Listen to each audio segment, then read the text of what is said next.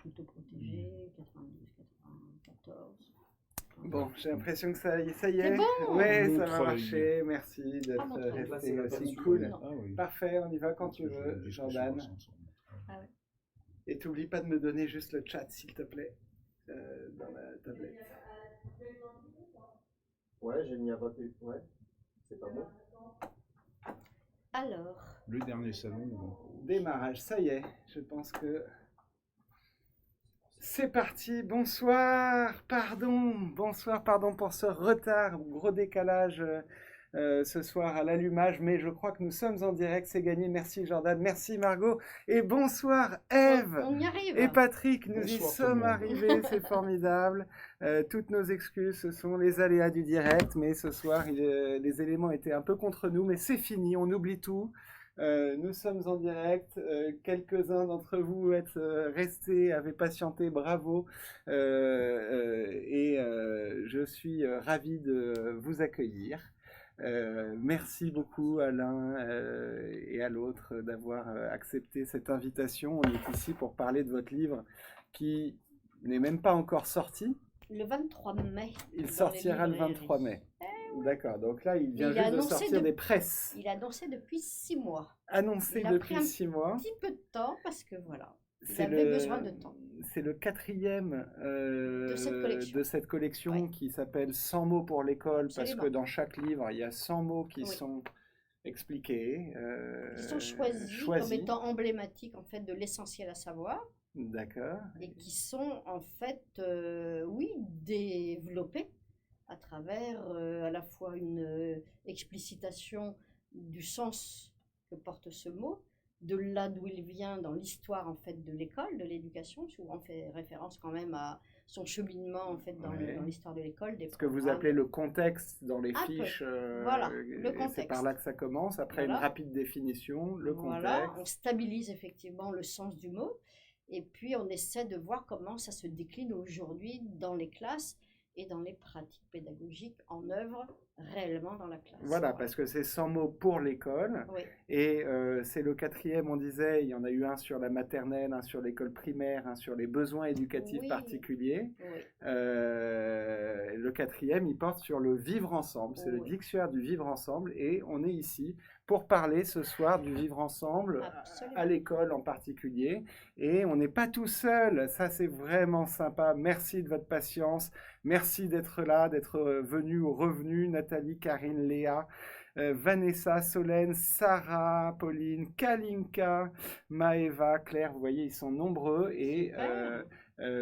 dites-nous peut-être qui vous êtes et ce qui vous amène. J'imagine qu'il y a parmi vous de nombreux candidats au CRPE, de nombreux admissibles, je l'espère, peut-être aussi des candidats non admissibles, parce que c'est un concours très difficile, mais en tout cas, qui que vous soyez et quel que soit votre avancement dans cette aventure, vous êtes les bienvenus. Je pense qu'on va apprendre plein de choses. Et avant d'entrer dans le vif du sujet et de commencer à picorer dans ce dictionnaire où il y a tant de choses intéressantes à partager, notamment pour des gens qui préparent le concours et qui s'apprêtent à passer les épreuves orales et notamment de connaissance du système éducatif. Mais peut-être que donc avant de se lancer, les présentations, moi je me présente pas parce que ça n'a pas Vous êtes d'intérêt. Non, mais parce que c'est Benjamin. pas du tout ça qui nous intéresse. Mais est-ce que vous pouvez nous dire l'un et l'autre, Ève Le Galant et Patrick Grenassia, en quelques mots qui vous êtes, pour que nos élèves ou non-élèves, mais en tout cas tous ceux qui vont vous écouter ce soir, puissent vous situer un petit peu. Mhm. Alors, moi je dirais, bon, ma fonction institutionnelle, c'est d'être inspectrice de l'éducation nationale depuis des années maintenant, hein, depuis très longtemps. J'ai fait un tout petit détour par l'université puisque j'ai soutenu un doctorat en sciences humaines il y a quelques années, qui a été un peu le retour pour moi vers le premier degré, hein. C'est-à-dire qu'à l'occasion où j'ai préparé mon doctorat et soutenu mon doctorat, je me suis dit, c'est vraiment au service de l'école des bases que j'ai envie de mettre mes connaissances. Ça, tu l'as fait avant d'être inspectrice? Voilà. Et je l'ai D'accord. fait juste avant. Et juste après, j'ai passé le concours d'un inspectorat. J'aurais D'accord. pu choisir d'enseigner ailleurs, mais là, j'ai choisi de revenir en Au fait. départ, au tout début, pardon de t'interrompre, mais Je vais être là pour ça toute la Ouais. soirée. Ils vont se plaindre que je vous empêche de parler. Est-ce que au tout début, tu étais prof? J'ai passé le concours de l'école normale après Ouais. le bac. D'accord, C'est dans l'ADN de ma famille, hein. Toutes les femmes sont passées par l'école normale. Il y a d'accord, des hussards de noir ok, chez mes arrière-grand-tantes, arrière-grand-mère, etc. Donc voilà, ça a été un peu le chemin tracé. Et en même temps, en fait, j'ai continué mes études universitaires, sachant que j'avais derrière moi un cursus de préparation aux arts déco qui a été un fiasco total. Bon, voilà. d'accord. Donc, mais j'ai quand même ça en moi, hein, ce détour par les enseignements Ouais. artistiques. Une chose que tu partages probablement avec de nombreux Voilà, auditeurs qui voilà. ont un passé avant de devenir professeur. Absolument. Et je pense que c'est important d'avoir cette diversité en fait de talents, si je puis dire, hein, pour pouvoir effectivement enseigner, je le pense. Et puis donc j'ai enseigné en école maternelle, ensuite je suis devenue conseillère pédagogique, conseillère culturelle au moment de la loi pour les enseignements artistiques, donc c'est il y a des années. Et quand j'ai eu soutenu mon doctorat, je me suis dit je reviens à l'école. Et je reviens comme inspectrice parce que j'avais envie d'accompagner les pratiques des maîtres et d'être à nouveau dans les classes, puisque le travail d'un inspecteur, c'est d'évaluer, de conseiller, d'accompagner les pratiques pédagogiques. D'accord. Et tu es inspectrice dans le premier degré? Oui, alors je suis inspectrice sur Paris avec un poste un peu particulier parce que mon poste est un poste d'inspecteur-professeur. Donc je suis localisée à l'ESP Paris, Molitor, et le recteur m'a confié il y a quelques années la mission académique école maternelle parce que bon, j'ai un cheminement particulier avec l'école maternelle. D'accord. Et c'est peut-être à l'ESP que tu as rencontré Patrick? Oh Je non, m'aventure là. oh Non, non, non, pas c'est du tout. depuis très On se connaît longtemps. depuis l'école maternelle, non, je plaisante. Peut-être. Alors racontez-nous, les élèves d'Objectif CRPE veulent savoir Bon, comment on vous se vous connaît êtes un peu, rencontrés. enfin je pense qu'il y a un certain nombre d'entre vous qui m'ont déjà vu, ou sont déjà vus en live. Donc moi j'ai un parcours un peu différent puisque à l'origine je viens de la philosophie, j'ai commencé comme agrégé de philosophie, donc j'étais à l'origine très très loin de l'école primaire et de l'école maternelle. Et puis les hasards de la vie ont fait que j'ai commencé ma carrière dans un poste d'école normale aussi. J'ai connu les anciennes, donc nous sommes assez anciens, vous devinez un âge assez avancé, Ben oui. pour avoir connu les vieilles écoles normales qui ont fermé, si je ne me trompe pas, en 80. Est-ce qu'on peut dire que les écoles normales, c'est l'ancien nom Les anciens des avant- IUFM, qui est l'ancien nom des SP, qui est l'ancien nom des Les écoles normales d'instituteurs, INSP? c'était créé depuis avant Jules Ferry, donc Oui, ça a été c'est des le projet. séminaires, on appelait ça les séminaires laïques qui Mmh, formaient les mmh, hussards morts de la République. mmh. Donc je rappelle que par exemple sous l'occupation, Pétain a fermé les écoles normales d'instituteurs parce que Mm. c'était des foyers de résistance. D'accord, c'est le Donc seul ça- moment dans l'histoire où Ah oui, les écoles c'est une de maîtres ont fermé. une glorieuse histoire, les écoles D'accord. normales instituteurs. Et donc ça s'est terminé au début des années 80 quand la loi Jospin a créé les IUFM à la place. Donc j'ai connu Oui. la fin des écoles normales, les IUFM, et puis les SP maintenant. On verra la suite. Et puis donc on s'est rencontrés pour raconter toute notre vie avec Ève dans l'Oise, en Mhm. Picardie, Mhm. effectivement. Moi j'étais professeur à Beauvais et Ève sur la J'ai- circonscription de Senlis. si je J'étais me souviens bien. inspectrice, oui, sur Senlis. C'était sur Senlis, on a commencé à travailler là, et puis on s'est retrouvés sur Paris. par Et la toi, tu suite. étais professeur des écoles ou Non, professeur de j'ai philo? toujours été professeur de philo, mais affecté à la formation des enseignants, donc j'ai toujours fait, quand c'était possible, comme je le fais cette année, à la fois de la formation d'école, professeurs des écoles maternelles, écoles primaires, et puis des professeurs de philosophie en terminale. Donc, comme je dis, je forme des professeurs de la maternelle à la terminale. En Tout à gros, fait. D'accord, des professeurs voilà. de Depuis, maternelle ou de terminale en depuis fait. plus de 30 Est-ce que ans. ça veut dire que c'est les deux moments dans une scolarité française où on fait de la philo, en maternelle et en Ah, terminale? ça pourrait être une manière de voir les choses, effectivement, puisqu'il existe maintenant depuis un certain temps des ateliers philo en maternelle, et que la philosophie en maternelle en France, on le sait, c'est un peu le couronnement des études à la française avec le bac et la réforme du bac qui est très discutée aujourd'hui. La philosophie en terminale. Oui, Mm. en Oui. terminale, effectivement. Donc, avec les débats de savoir est-ce qu'il faut en mettre avant, plus tôt, après, D'accord. au milieu, etc. Mais c'est vrai que c'est pas seulement la philosophie, la maternelle, moi je trouve, avec les années, je trouve ça absolument passionnant parce que beaucoup de choses se décident à la maternelle et c'est vraiment un un segment essentiel, j'allais dire, c'est une des grandes richesses Absolument. du système éducatif français, il faut y insister. Je crois que c'est vraiment celui qui est le moins contesté de tous les systèmes scolaires. Il y a un consensus et une unanimité de l'opinion publique sur la maternelle qui est flagrante et qui est souvent très enviée de l'étranger. C'est un des points du système éducatif français qui fait la jalousie de beaucoup de systèmes. On sait qu'il y a beaucoup de commissions, de missions d'enquête américaines et autres qui viennent étudier la maternelle française, qui a une très bonne réputation en France et à l'étranger. Et qui vient d'être rendue obligatoire, on peut peut-être le rappeler parce que c'est le contexte juridique. Enfin, une des nouveautés de la loi qui est en ce moment débattue dans les assemblées, mais qui dit que la maternelle devient obligatoire. Elle était déjà de fait, tu disais. Elle était conventionnellement en fait obligatoire. Il suffisait que les parents choisissent d'inscrire et de faire admettre leurs enfants pour que l'assiduité scolaire en fait soit demandée aux parents. C'est pour ça qu'on parle de convention. Là, elle devient obligatoire par le texte de loi. C'est-à-dire que 100% des enfants, à partir de 3 ans, sauf choix particulier de la famille, va devoir faire la démarche d'inscrire et de faire admettre son enfant à l'école. Et donc ça va changer quelque chose peut-être en Corse ou en Guyane, mais c'est surtout aussi peut-être une façon de reconnaître et de dire l'importance de ces 3 premières années, l'importance décisive et de capitaliser aussi sur une force du système éducatif français, puisque comme vous le disiez, c'est un truc qu'on fait plutôt bien en France, la maternelle, donc soyons fiers de nos maternelles. Oui, parce qu'au niveau des chiffres, je crois que tu seras d'accord, ça ne changera pas énormément de choses, à mesure où la quasi-totalité des enfants... On parle de 25 000 enfants qu'on va scolariser, donc en termes quantitatifs, c'est Alors, un des rôles de la maternelle et un des rôles de l'école en général, c'est d'apprendre aux enfants à vivre ensemble. Absolument. Et c'est le thème dont on va parler ce soir, même si en fait c'est un thème un peu fourre-tout, on va parler plein de choses ce soir, mais pourquoi est-ce que après justement le DICO de la maternelle, le DICO de l'école primaire, le DICO des besoins éducatifs particuliers, pourquoi est-ce que vous avez choisi ce 4e thème du vivre ensemble pour prolonger la série des dictionnaires?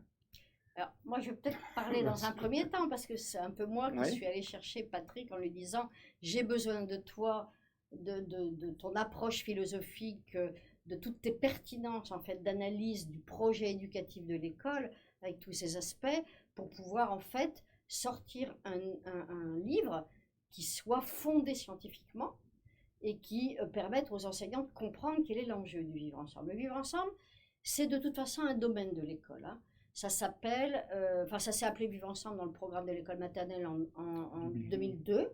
Après, on a en fait un petit peu vu disparaître cette dimension-là, alors que ça me semble, en fait, un des premiers objectifs de l'école maternelle, c'est de permettre aux enfants d'apprendre le lien à l'autre, la relation à l'autre, dans un collectif qui petit à petit va les initier à la vie sociale. Et tu dis c'est un objectif essentiel de l'école. Il était dans les programmes très clairement en 2002. Il reste aujourd'hui très présent un des objectifs. Même dans les quand on lit le socle. Oui, tout à fait. Il est dans le socle. Tout à fait. On le retrouve. Il est dans le socle. On le retrouve encore dans les programmes. C'est une des missions clés de l'école encore. Absolument. Mais je pense qu'il est revenu par, si je puis dire, le constat que notre école, en fait, c'est le creuset d'une société. Surtout en France, puisqu'on est une école qui est une affaire d'État. Donc, elle a un programme national et elle a une fonction très importante, en fait, d'instauration de l'équilibre social, des relations pacifiées au sein d'une société. Et je pense que depuis quelques années, on constate que c'est de plus en plus compliqué, eu égard à la diversité des enfants qu'on scolarise, de réussir à faire communauté autour d'un projet commun, qui est le projet d'apprendre ensemble, et en apprenant ensemble, on apprend aussi à ajuster sa relation à l'autre, tout ça étant une garantie en fait de la paix sociale. Et comme on a des petits soucis dans certains territoires, on s'est dit qu'il fallait que l'école réaffirme son projet de faire société. Et cela, avec une diversité qui n'est plus peut-être comme elle pouvait l'être autrefois, négligée ou laissée de côté, mais complètement assumée et même valorisée d'une certaine façon. C'est peut-être le moment d'entrer dans les 100 mots de l'école. Le mot diversité Absolument. que tu as prononcé, c'est un des 100 mots que vous traitez dans le dictionnaire. Et une des choses que j'ai notées, qui m'a semblé intéressante en regardant le livre tout à l'heure, c'est que la diversité, d'abord, c'est pas seulement la diversité culturelle, c'est d'abord la diversité humaine, du fait qu'il n'y a pas deux élèves qui sont des clones et que chaque élève est différent et que donc il faut le traiter comme tel. Et puis il y a aussi la diversité culturelle. Oui. Il y a la diversité des itinéraires aussi, hein. Les histoires de vie. La diversité, on peut la trouver partout. La Oui. diversité sexuelle, territoriale, sociale, culturelle. La diversité, elle est de plus en plus partout aujourd'hui, effectivement. Mais cette diversité, est-ce que à l'école, elle doit pouvoir s'exprimer avant de parler de ça, si tu permets, je voulais revenir sur le vivre ensemble. Parce que si je peux donner mon avis, moi je dirais que le vivre ensemble est plus qu'une des missions de l'école. C'est pour moi la clé de voûte de l'école. Et ça l'a toujours été. Et ça l'a toujours été. Pourquoi est-ce qu'on apprend à l'école à lire, à écrire, à compter, l'histoire géographique, etc. C'est pour vivre ensemble. C'est pour vivre ensemble d'abord au niveau effectivement de la communauté nationale et après au niveau de la communauté humaine, tout simplement, pouvoir communiquer, pouvoir avoir des repères commun, pouvoir avoir une langue commune, etc. Donc le but de l'école, c'est effectivement de pouvoir vivre en société. En fait, alors qu'on appelle ça vivre ensemble ou socialisation, on ne va pas s'attacher à une querelle de mots, mais l'important c'est que l'individu qui sort du ventre de sa mère, à un moment, puisse appartenir à une communauté, à une collectivité. Donc pour moi, je le mets directement en relation avec le socle commun. Dans le socle commun, ce qui est important, c'est commun. C'est qu'il y ait effectivement une langue commune, qu'on se comprenne quand on se parle avec une même langue, qu'on ait une référence historique commune, qu'on ait des références artistiques ou littéraires communes. Et tout ça, c'est conditionné par la nécessité de vivre ensemble. Parce que si on ne vit pas ensemble, il faut remettre ça en perspective historiquement. Je prendrai deux perspectives. D'abord la perspective française, qui est que la diversité, quelque part, a toujours existé moins. Si on reprend le cas de Jules Ferry, à l'époque de Jules Ferry, le problème c'était d'alphabétiser la France rurale. On avait affaire à des paysans, des enfants qui travaillaient au champ avec leurs parents, qui ne savaient ni lire, ni écrire, ni compter. Et il s'agissait de produire des citoyens éclairés qui aient un minimum de bagage culturel à la fois pour participer à la République et pour pouvoir avoir une promotion sociale, sortir effectivement des travaux des champs. Et je reviens sur le terme République, le vivre ensemble, c'est ce qui fait République. Et ça, c'est le mot essentiel, c'est que l'école française a une spécificité qui est qu'elle est le creuset de la République. Parce que ça, c'est la tradition effectivement républicaine depuis la Révolution française, Condorcet, Jules Ferry, etc., et qui n'est pas la même que le modèle anglo-saxon auquel on l'oppose souvent. Le modèle républicain à la française est totalement opposé au modèle anglo-saxon, qui est ce qu'on appelle un modèle communautaire ou communautariste, qui est la juxtaposition de communautés, dont le meilleur exemple aujourd'hui est le Canada. Mais c'est aussi le cas de la Grande-Bretagne, c'est le cas des États-Unis, de l'Australie, etc. Ce sont des communautés qui viennent s'agglomérer les unes les autres en gardant leur culture, en gardant leurs identités, et qui essayent de trouver des points communs pour coexister. Alors qu'en France, la tradition républicaine, c'est d'abord être ensemble et après éventuellement sauver des différences ou respecter des différences ou une certaine diversité. Mais tout ça est en mouvement aujourd'hui. Parce qu'effectivement, la diversité aujourd'hui, elle arrive de tous les côtés, par Internet, par les réseaux sociaux, par la communication. La diversité n'a rien à voir avec celle qu'elle était sous Jules Ferry, même si elle existait. Sous Jules Ferry, la diversité, je vais en donner un exemple, c'était la langue, par exemple. Je rappelle qu'une des missions prioritaires de Jules Ferry, c'était que tous les Français parlent français. Parce que les petits-enfants qui arrivaient dans l'école de Jules Ferry, ils parlaient provençal, ils parlaient picard, ils parlaient breton, etc. Ils se faisaient taper méchamment sur les doigts pour parler français. Et le but de ça, c'était qu'ils vivent bien ensemble. Parce que ce que je retiens de ton intervention notamment, c'est que les grands objectifs de l'école, lire, apprendre, écrire, compter, vivre ensemble, pour toi, il faudrait le dire dans l'autre sens. Le premier et le seul véritable objectif de l'école, c'est d'apprendre à vivre ensemble, et apprendre à lire, à écrire, à compter, c'est à la limite des objectifs secondaires ou des moyens de mieux vivre ensemble. Alors c'est le problème de ce qu'on appelle les missions de l'école. Effectivement, dans les missions de l'école, il y a évidemment aussi apprendre un futur métier, pouvoir s'intégrer économiquement, professionnellement, s'épanouir personnellement, artistiquement. Mais dans la tradition de l'école républicaine, depuis Condorcet au moins, l'instruction publique, ça a pour but d'abord de former des citoyens pour la République, c'est-à-dire de leur permettre de participer à la vie commune, à pouvoir débattre ensemble, à pouvoir prendre des décisions démocratiques ensemble, etc. Ça, c'est la grande tradition issue de la Révolution française. Ouais. Ça ne veut pas dire que l'école a commencé à ce moment-là, mais l'école moderne, républicaine, démocratique a commencé à ce moment-là, et le vivre ensemble, comme on dit aujourd'hui, était déjà au cœur du projet de Condorcet, de Jules Ferry et de tous les grands pédagogues de l'école républicaine. Donc ça, là, il y a une spécificité française, très clairement, historiquement. Il y a peut-être des questions. Alors, je regarde un peu justement, il y a des réactions à ce que tu dis sur la langue commune. Olivia dit, je croyais que l'objectif était de rendre une langue commune pour ne pas perdre la guerre. Pour ne pas perdre la guerre. Pour ne pas perdre la guerre. J'imagine qu'on parle de la guerre de 70, puisque c'est pour cela que Ferry pensait qu'on avait perdu la guerre de 70. Oui, alors là, c'est par rapport à l'Allemagne là, que ça s'est oui, j'allais joué, dire, ça c'est ouais. la petite histoire. Oui, Je c'est vais la pas faire petite de mauvais histoire, jeu de mots. c'est vrai. Effectivement, on C'est ne vrai. peut pas ignorer que l'école de Jules Ferry, ça a été aussi la revanche qui a Ouais, débouché sur il fallait reprendre l'Alsace et la Moselle. Mais il y avait plus profondément le projet d'ancrer la République. Oui, c'est vrai. Or, la République, je rappelle, ça veut dire simplement la chose commune. Ouais. La chose commune. La chose commune Je regarde si on peut donc, réorienter un peu le micro vers nos invités pour qu'on les entende encore mieux. Même Et si, donc, on va essayer de parler un peu plus j'ai près du l'impression micro. que voilà, on rapproche un peu le micro de nos invités. Je disais, dans le projet de République, c'était pas simplement de récupérer l'Alsace et la Moselle, c'était de changer une société qui était issue de la monarchie.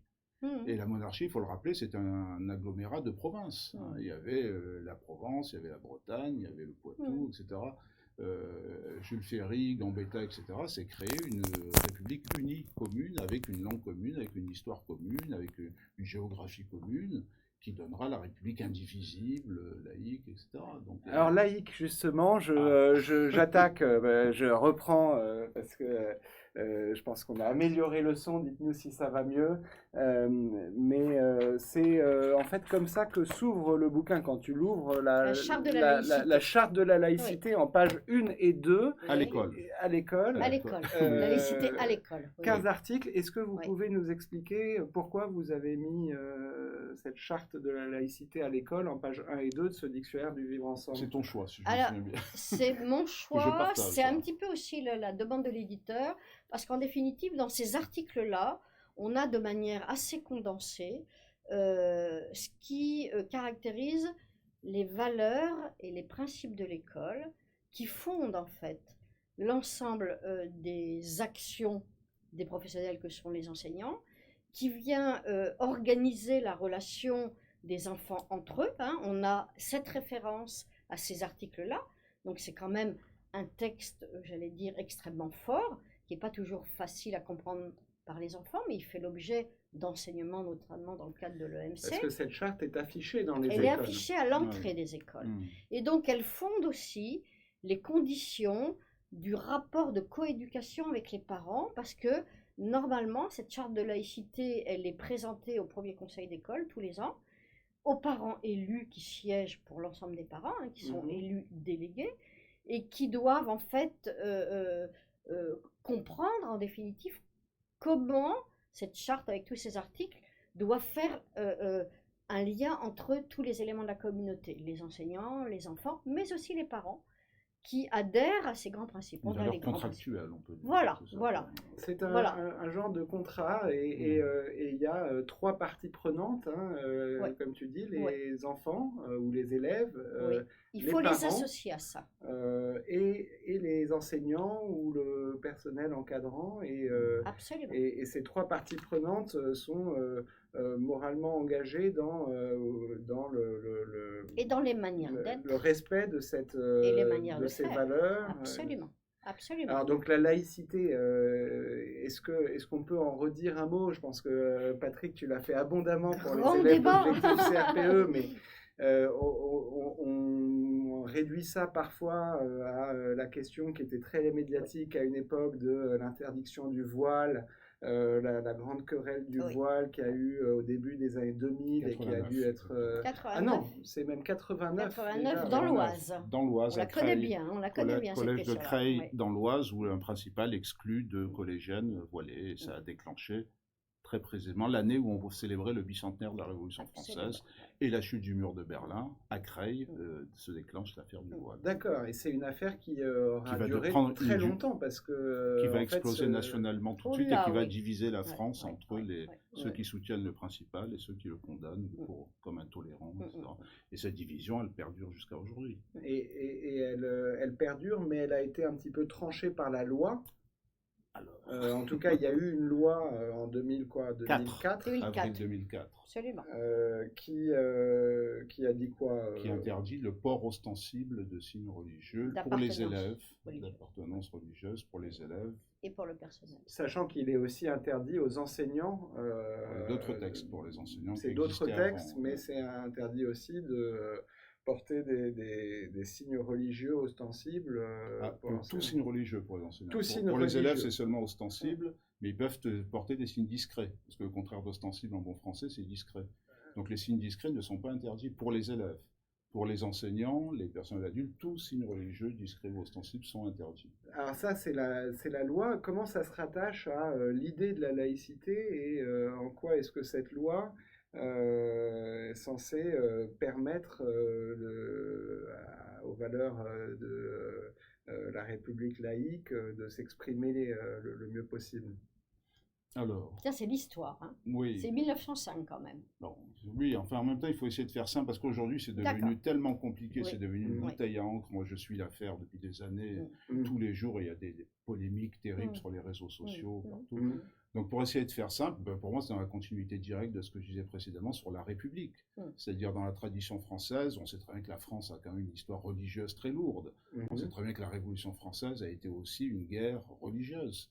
En clair, l'Église était le soutien principal du roi et de la monarchie. Donc, les catholiques français étaient contre-révolutionnaires dans leur immense majorité. Il suffit de rappeler la guerre de Vendée, guerre de Vendée, etc. Donc, il faut rappeler que l'Église a soutenu la restauration monarchique jusqu'à la fin du 19e siècle, quasiment. Donc, entre la République et l'Église en France, il y a une vieille guerre qui s'est conclue par la fameuse loi de 1905 de séparation. Mais il faut rappeler ça moi j'insiste beaucoup sur cette histoire parce que les étrangers ne comprennent pas pourquoi les Français s'étripent aussi violemment autour de la laïcité et de la religion. Tout s'explique toujours par l'histoire. Et l'histoire en France, c'est quand même une histoire de guerre, de religion très violente. Il faut rappeler les guerres entre protestants et catholiques qui ont été terribles.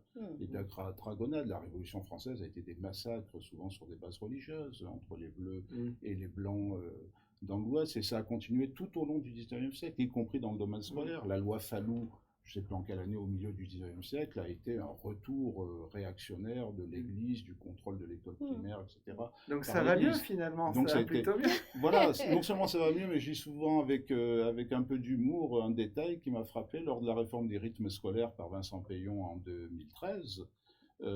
Donc on a supprimé le fameux mercredi, qui est devenu chômé, mais ce mercredi, il faut rappeler historiquement qu'il avait été créé à l'origine pour le catéchisme.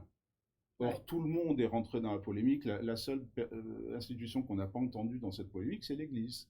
Je n'ai entendu aucune réaction du côté de l'Église, alors qu'à l'origine, ce jour était prévu pour l'Église et le catéchisme. Donc ça montre bien l'évolution quand même. Donc les parents d'élèves en disant c'est terrible, on ne va plus pouvoir aller faire du sport, etc. Mais le catéchisme aujourd'hui, les enfants le mercredi n'allaient plus au catéchisme, ils allaient faire autre chose. Donc on mesure bien l'évolution historique. Donc sur la question de la laïcité, il y a une hypersensibilité française depuis les Lumières, depuis les guerres de religion à la question religieuse et de la mainmise du pouvoir religieux sur le pouvoir politique. Parce que c'est ça l'enjeu de la laïcité, c'est est-ce que la loi divine est supérieure à la loi humaine? Est-ce qu'une église peut contrôler l'État et le pouvoir politique? C'est ça la question. On sait très bien qu'aujourd'hui, il y a encore pas mal de pays dans le monde où effectivement une religion contrôle l'État.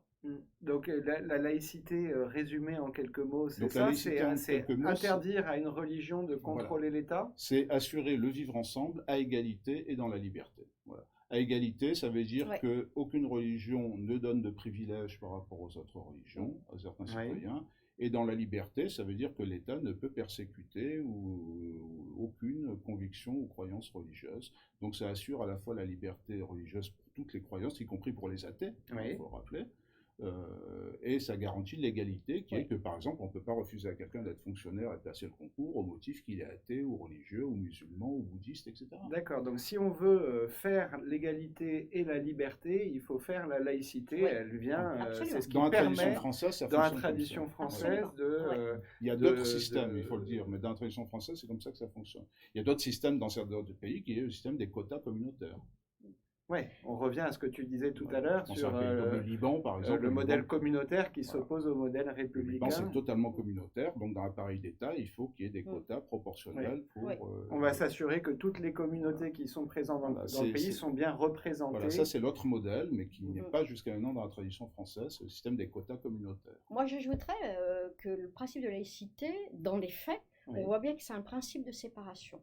Parce qu'en définitive, il renvoie à la famille, c'est-à-dire à l'extérieur de l'école, tout ce qui est en fait de l'ordre de l'appartenance religieuse, qui pourrait s'afficher via le port d'un signe, mais en tout état de cause, en disant tout ça relève en fait d'autre chose que de l'école, ça veut dire qu'à l'école, on est sûr que ce qui est au cœur en fait de la vie scolaire et au cœur du projet scolaire, c'est la connaissance qu'on va partager et qui ne sera pas impactée par la dimension de la croyance. Y compris la connaissance du fait religieux, parce que Y ça c'est une compris des choses la connaissance du fait religieux. qu'on découvre en lisant l'article Ouais. sur la laïcité, et je crois qu'il y a même un article dédié à l'enseignement du fait Oui, religieux, c'est que Absolument.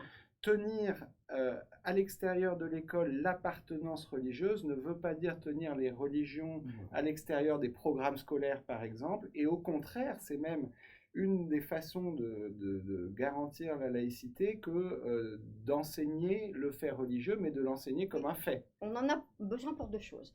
D'abord pour comprendre en fait comment fonctionnent les relations des hommes en société, hein, c'est-à-dire que le fait religieux fait partie effectivement d'une manière de faire société, religérée, hein, la religion c'est relié, hein. Donc ça c'est important en fait de le rappeler, c'est un des éléments de constitution de la société, donc on peut l'appréhender comme étant un fait de société, et puis par ailleurs, moi j'en suis persuadée maintenant, plus je passe dans les classes, plus je le vois, si on veut comprendre une grande partie de la culture, par exemple quand on fait une analyse d'image en histoire, si on n'a pas le minimum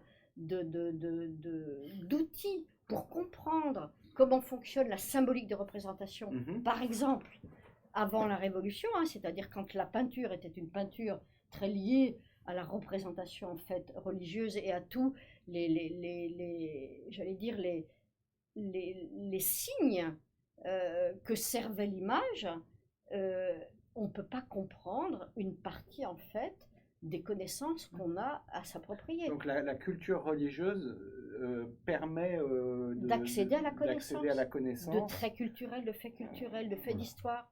C'est fondamental. À partir de quelle classe est-ce qu'on enseigne le fait religieux à l'école?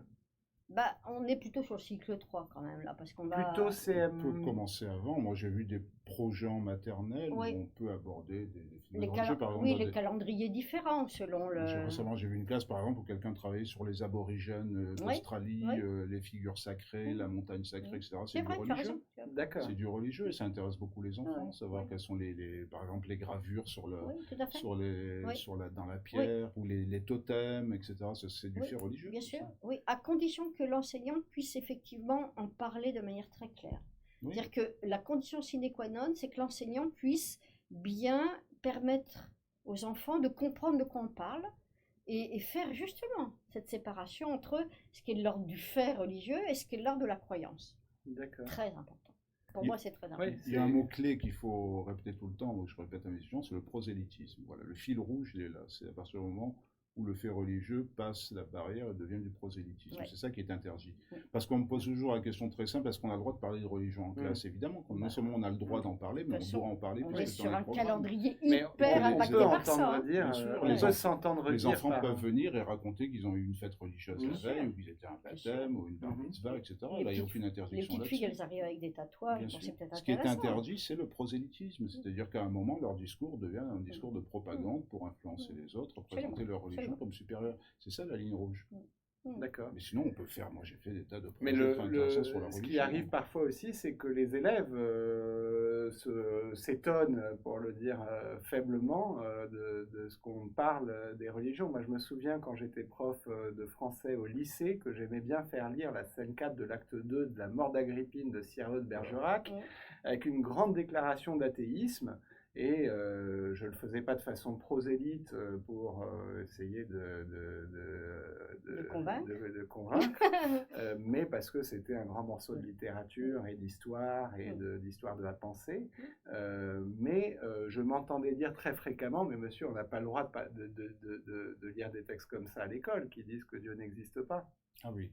Ouais. Oui, oui, non, mais c'est des faits qui existent. Mais c'est pour ça que j'insistais sur le fait tout à l'heure que la laïcité, c'est aussi la défense des athées et des agnostiques ou le droit de ne pas croire en Dieu. Et donc C'est l'athéisme est étudié dans l'enseignement du fait religieux. Voilà. Moi, je donne un exemple très simple. Il n'y a pas très longtemps, j'ai fait un projet en CM2 où on présente un tableau des religions dans lesquelles on intègre. Parce que souvent, quand on parle du fait religion, on en reste au monothéisme. On va parler du judaïsme, de l'islam, du christianisme, etc. Mais moi, quand je présente le fait religieux, je leur donne un tableau avec le polythéisme antique, par exemple, les dieux de l'Olympe. Je leur donne l'agnosticisme, j'explique la différence entre l'athéisme et l'agnosticisme, qui n'est pas exactement la même chose. Donc, j'explique les religions orientales, le bouddhisme, l'hindouisme, le shintoïsme, qui sont des religions très importantes en Orient. D'accord. Donc, il faut ouvrir. Après, il faut choisir. Le problème du fait religieux, c'est qu'à un moment, il faut établir des priorités, des hiérarchies. On ne peut pas parler de tout dans la religion. Mais c'est vrai que c'est un fondement quand même d'un axe culturel. Je rappelle que c'était l'argument de Régis Debray, qui est à l'origine de l'enseignement du fait religieux, qui parlait d'analphabétisme culturel. Ne pas avoir les références religieuses. L'exemple, c'est lire Victor Hugo sans avoir des références religieuses, on comprend rien. On voit bien. La légende des siècles, si on ne connaît pas la Bible, bien sûr. C'est ou la peinture, c'est la même chose toute pour la musique, peinture pour l'architecture. Les codes de représentation. La musique, c'est pareil. Bien sûr. Je voudrais vous lire une intervention d'Eva, qui fait partie de Bonsoir, de Eva. notre public ce soir, et qui dit « Étant donné la prise de conscience et la volonté de remettre la valeur du vivre ensemble au sein de l'école, d'après vous, pourquoi la pratique des ateliers philosophiques n'est pas systématique au sein des écoles ? La pratique de la philosophie adaptée aux enfants est une merveilleuse façon de développer le vivre ensemble, car la philosophie pose des questions de l'humanité tout entière et les diversités se rejoignent. Écouter l'autre, prendre la parole, argumenter, apprendre à ne pas être d'accord sur un sujet, développe la tolérance et l'esprit critique, et cela s'apprend. » Bon, il y a plein de choses. Benjamin, on a ça dans les programmes actuels. Ça s'appelle le débat réglé. Voilà. Donc on l'appelle comme on veut, mais le débat réglé, c'est apprendre effectivement à exprimer son point de vue, à l'argumenter, à écouter un point de vue qui ne sera pas forcément le même que soi et à l'écouter. Et éventuellement, en fait, à accepter, en fait, de cheminer vers autre chose que son point de vue initial. Mais en tout état de cause, ça, c'est dans les programmes. Ça s'appelle pas. Ça s'appelle pas débat philosophique. Ça s'appelle débat réglé. Ça s'appelle. Je dois dire, moi, je suis attaché puisque je suis philosophe de formation, donc j'ai les deux points de vue. J'ai le point de vue de ceux qui défendent les ateliers philosophiques et ceux qui les condamnent ou les critiquent. Pour moi, c'est un faux débat parce que j'en avais déjà parlé. Je me rappelle il y a des années à propos des expérimentations de philosophie en lycée professionnel, puisqu'il n'y a pas de philosophie officiellement au lycée professionnel, mais il y a des professeurs de français qui expérimentent des cours de philosophie. Et donc on me demandait mon avis, mais pour moi c'est pas un débat de label, c'est un faux débat. La question c'est pas l'étiquette philosophique. Moi ce que je trouve suspect c'est pourquoi s'attacher autant et s'étriper sur l'étiquette philosophique. Ce qui est important c'est les compétences qu'on développe derrière. Après qu'on mette l'étiquette, il n'y a pas de... C'est pas un label, je veux dire, c'est pas comment on appelle, une franchise, si vous voulez, la philosophie, c'est pas des droits qu'on va payer. Alors évidemment, c'est valorisant, parce qu'on va dire aux enfants, on a fait de la philosophie, et moi je sais, je vais dans les écoles, je suis présenté comme le professeur de philosophie, on me regarde avec des grands yeux, c'est impressionnant, c'est valorisant. Mais je veux dire, sérieusement, ce qui est important, c'est les compétences, comme tu dis. Et les compétences en question, les compétences en question sont pas seulement dans ce que j'entends, dans ce qu'a dit Ève tout à l'heure, et ce que tu dis, c'est pas seulement des compétences intellectuelles, c'est aussi, et peut-être d'abord, des compétences sociales et relationnelles, communicationnelles, enfin... Oui, c'est vrai que n'a rien de proprement philosophique. Apprendre à écouter l'autre, par exemple, on n'est pas obligé de baptiser ça philosophie. Si on veut appeler ça philosophie, peu importe, mais je trouve qu'il faut arrêter avec ce faux débat autour de savoir est-ce que c'est philosophique ou pas philosophique. La question n'est pas là. La question, c'est effectivement quelles sont les compétences qu'on veut développer dès la maternelle. Et moi, j'ai observé souvent des ateliers de philosophie entre guillemets en maternelle, on va pas se battre sur le terme, mais par exemple un des problèmes c'est que ce sont toujours les mêmes qui parlent. Ben oui. Ce sont ceux qui ont des Ce choses à sont dire et toujours qui les mêmes. manient bien Et la qui sont des langue. beaux parleurs, et il y en a qui écoutent toujours, Ouais. plus ou moins. Mais ça fait Voilà. partie, je Et pense, ça, c'est pas un du problème rôle de philosophie, l'enseignant, ça. de Bien réguler sûr. la parole et de justement Je veux dire par là que permettre le débat, c'est pas le fait de savoir si c'est de la philosophie ou pas philosophie. Le débat, il est là, c'est comment faire en sorte que ce ne soit pas toujours les mêmes qui parlent et les mêmes qui écoutent. Et le cadre pour ça dans les textes, c'est le débat réglé. Hein. Claire demande si c'est bien ça. Oui, c'est le débat réglé. C'est le partage de la parole, c'est l'écoute de l'autre, c'est tout ça. Et si je comprends bien, c'est encouragé dès la maternelle et jusqu'à la fin de l'école primaire. Alors, on a des pratiques en fait en maternelle qui sont effectivement des pratiques dites, ce qu'on appelle les ateliers de communication, où là, l'enseignant est quand même garant, de la circulation de la parole, du fait que les enfants ont l'occasion quand même de s'exprimer, c'est-à-dire qu'on les incite en fait à développer une idée, même peut-être pas un point de vue, mais une idée, hein, et l'enseignant est garant de ça, et il peut lui en fait reformuler sous la forme d'une synthèse même rapide ce qui s'est échangé.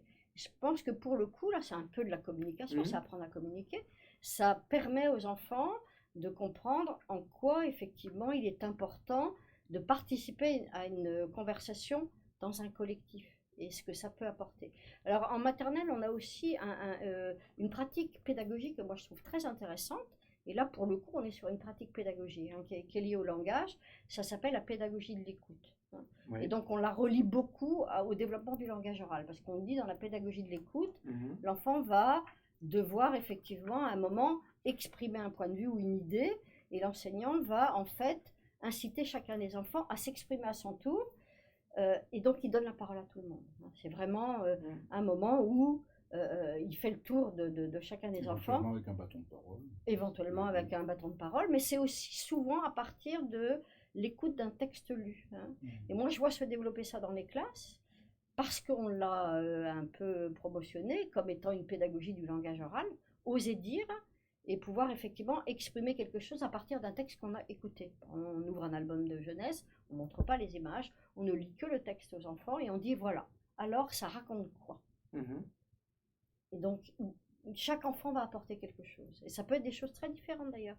Un enfant peut dire par exemple l'histoire je sais pas, de la petite poule rousse, ben, tu sais ça raconte l'histoire d'une poule qui se fait manger par le renard, et l'autre peut dire non, ça raconte l'histoire, ce qu'il a perçu en fait, d'une poule rousse qui va au champ, etc. Donc en fait, à partir de l'expression de chacun des enfants, à un moment, l'enseignant reviendra au texte, c'est-à-dire il dira aux enfants, à partir de ça, je vais relire le texte, et vous allez le réécouter maintenant, et vous allez pouvoir dire ce que vous avez maintenant perçu de ce que raconte le texte, oui. Et donc, en fait, je trouve très intéressant de revenir à des choses qui sont des juges de paix, que ce soit l'enseignant quand il valorise, quand il valide ou quand il dit je vais compléter, ou bien que ce soit un texte qu'on a lu tous ensemble, qu'on a écouté tous ensemble, et qui va lui redire en définitive ce qu'il est important de retenir, parce que le langage dit des choses qui sont stables et qui sont pérennes. Donc ça c'est important. D'accord. La pédagogie de l'écoute. Oui. Il n'y a pas d'article là-dessus. Eh bien, je ne sais pas. Ben non, parce qu'il y a la pédagogie de contrat. Merci de nous avoir... mais par contre, on a parlé de la pédagogie explicite, et moi j'y tiens beaucoup aussi. Pédagogie explicite. Et vous parlez des postures éducatives. C'est peut-être un article important pour ceux qui nous écoutent et qui s'apprêtent à passer un concours où on attend d'eux qu'ils prouvent qu'ils seront capables d'adopter cette posture professionnelle ou ces postures, parce qu'en fait, des manières d'être. Ce qu'on voit dans l'article, c'est qu'il y a tout un jeu, une gamme de postures entre lesquelles on jongle un petit peu quand on est enseignant. Est-ce que tu veux en dire un mot, Ève? En même temps, on en a entendu déjà quelques-unes dans ce que tu disais, mais des différentes postures possibles pour un enseignant.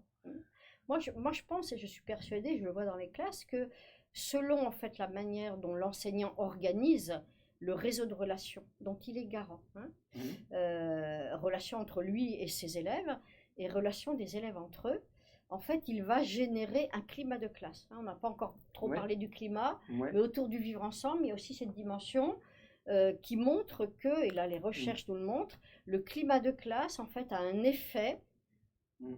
tout à fait important sur la qualité des apprentissages.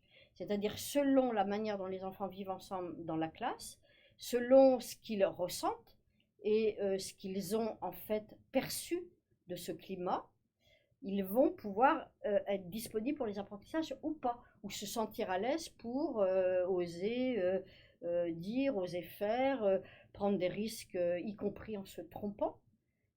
Et on sait bien qu'on apprend aussi en faisant des erreurs.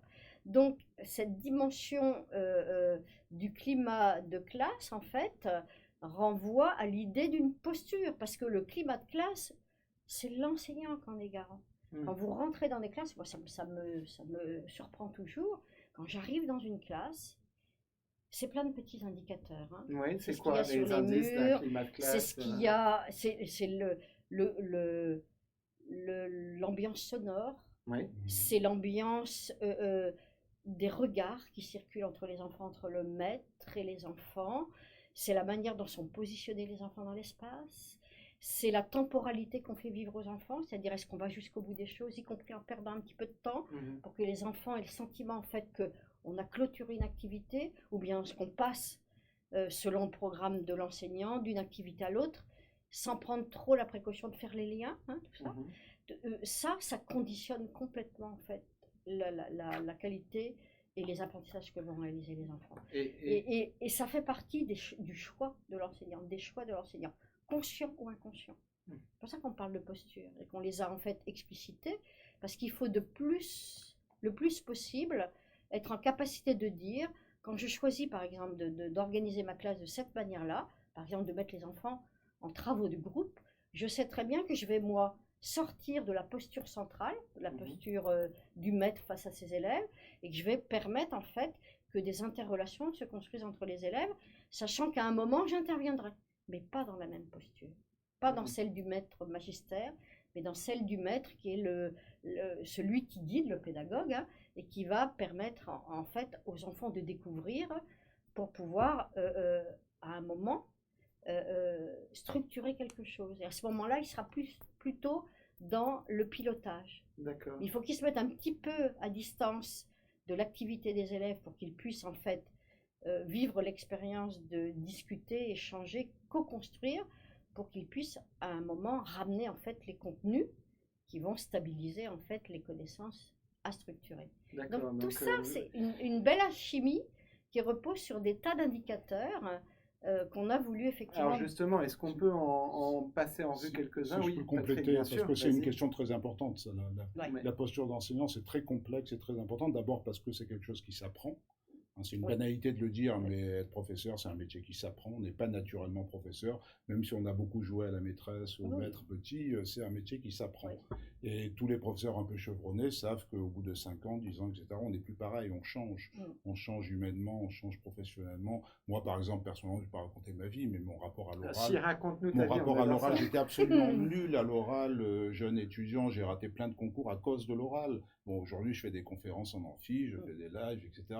Mais tout ça, je l'ai appris par le métier, C'est évidemment. C'est pas dans la formation professionnelle les premières années. Donc, je dis ça pour ceux que ça pourrait rassurer, qui se disent... C'est un prof d'ESP qui vous le dit. J'ai le trac, etc. Mais moi, j'avais un trac fou. Je vous dis, j'ai raté Normal Sup, j'ai raté des concours très importants à cause de l'oral.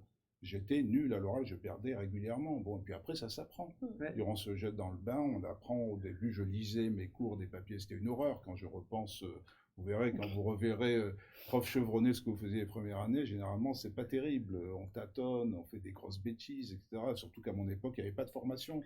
Donc, il n'y avait personne pour venir me dire, là, ce que vous faites, c'est pas bien. Donc, on est obligé de se débrouiller tout seul. On ne trouve pas toujours du premier coup sa posture absolument, d'enseignement. Il y a un facteur d'expérience qui est décisif. Moi, je voyais, tu te souviens de Lola, Patrick, oui, bien sûr, qui est une ancienne sûr. élève de la promo Mimosa que j'ai eu le plaisir de revoir il y a quelques soirs, l'autre soir justement. Lola qui a réussi le concours. qui a fait sa rentrée en étant poussé dans l'eau de la piscine, comme tous les profs débutants dans le grand bain, mais qui a mis, me disait-elle, plusieurs mois à trouver sa posture, notamment pour une raison de gestion de sa voix. Et ce qu'il a sauvé littéralement, c'est un stage qu'elle a fait de formation au mois de décembre, qui, je pense qu'elle a fait de la respiration abdominale ou qu'elle a, je ne sais pas, en tout cas vu un spécialiste qui lui a permis de ne pas finir à faune en chaque fin de période et de trouver sa posture. Mais ça n'est arrivé qu'en janvier. C'est un apprentissage de tel geste professionnel. Effectivement, la voix, il faut le rappeler, c'est le premier outil professionnel de l'enseignant. Donc vous pensez que l'enseignant est le premier responsable du climat scolaire? Je reviens sur ce fameux climat. Après, je dirais la posture pour compléter, c'est aussi l'enchevêtrement avec l'environnement. Comme tu disais, l'organisation du temps, de l'espace, de la communication, du matériel, de la posture. Prendre un exemple très concret en maternelle, le bureau. Qu'est-ce qu'on en fait? Il y en a qui virent complètement le bureau, il y en a certains qui le mettent dans un coin et ça sert de plein de rangement, il y en a d'autres. Le premier à avoir fait ça, ça a été la question qu'a posée Freinet quand il a supprimé l'estrade. À son époque, dans toutes les classes, il y avait des estrades devant le tableau. La première chose qu'il a fait, il est arrivé, il a viré l'estrade en disant je suis à égalité avec les élèves. Donc la posture de l'enseignant, c'est étroitement lié à l'organisation de l'environnement.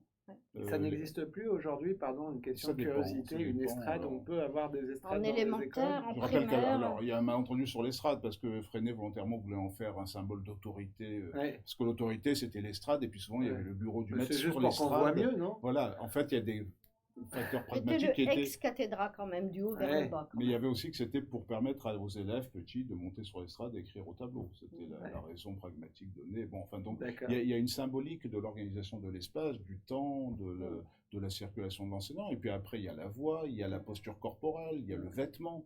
Il y a des tas de messages qui émanent à travers le regard, le vêtement, la circulation. Il y a des enseignants qui sont toujours debout, il y a des enseignants qui s'accroupissent à côté des élèves, qui s'assoient à côté.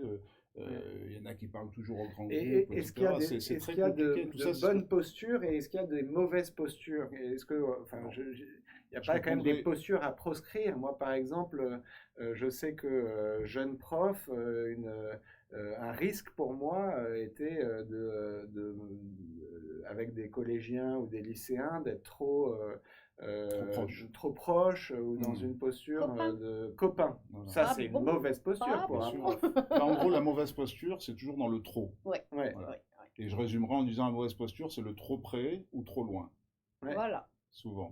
Si on est trop près, on est copains et au bout d'un moment, ça ne marche pas. Il faut de la distance. Au début, vous avez des élèves qui vont rencontrer un prof super médiocrité dorée. Il est très cool, etc. Mais au bout d'un moment, ça ne marche pas. Ils n'aiment pas les profs. Fatal, bien sûr. C'est pas vrai. Bien sûr.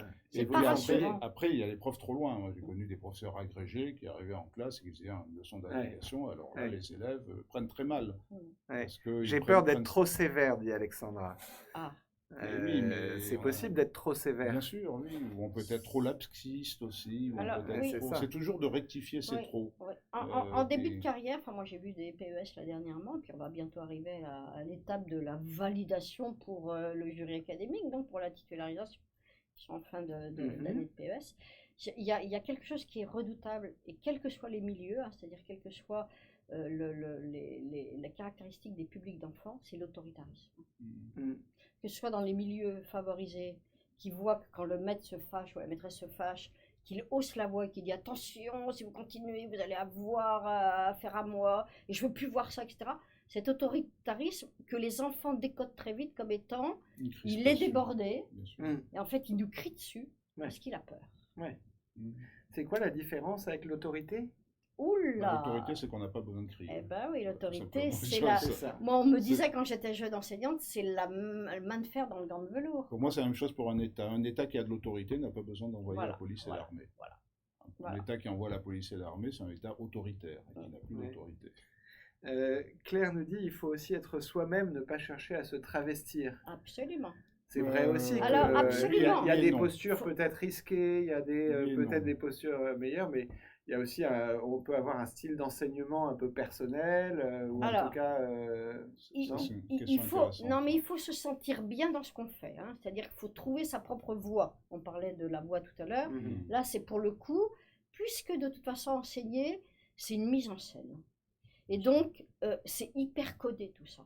Et les enfants attendent des choses, et s'ils n'ont pas ça, en fait, ils vont renvoyer leur surprise, voire leurs peurs et leurs angoisses. Hein.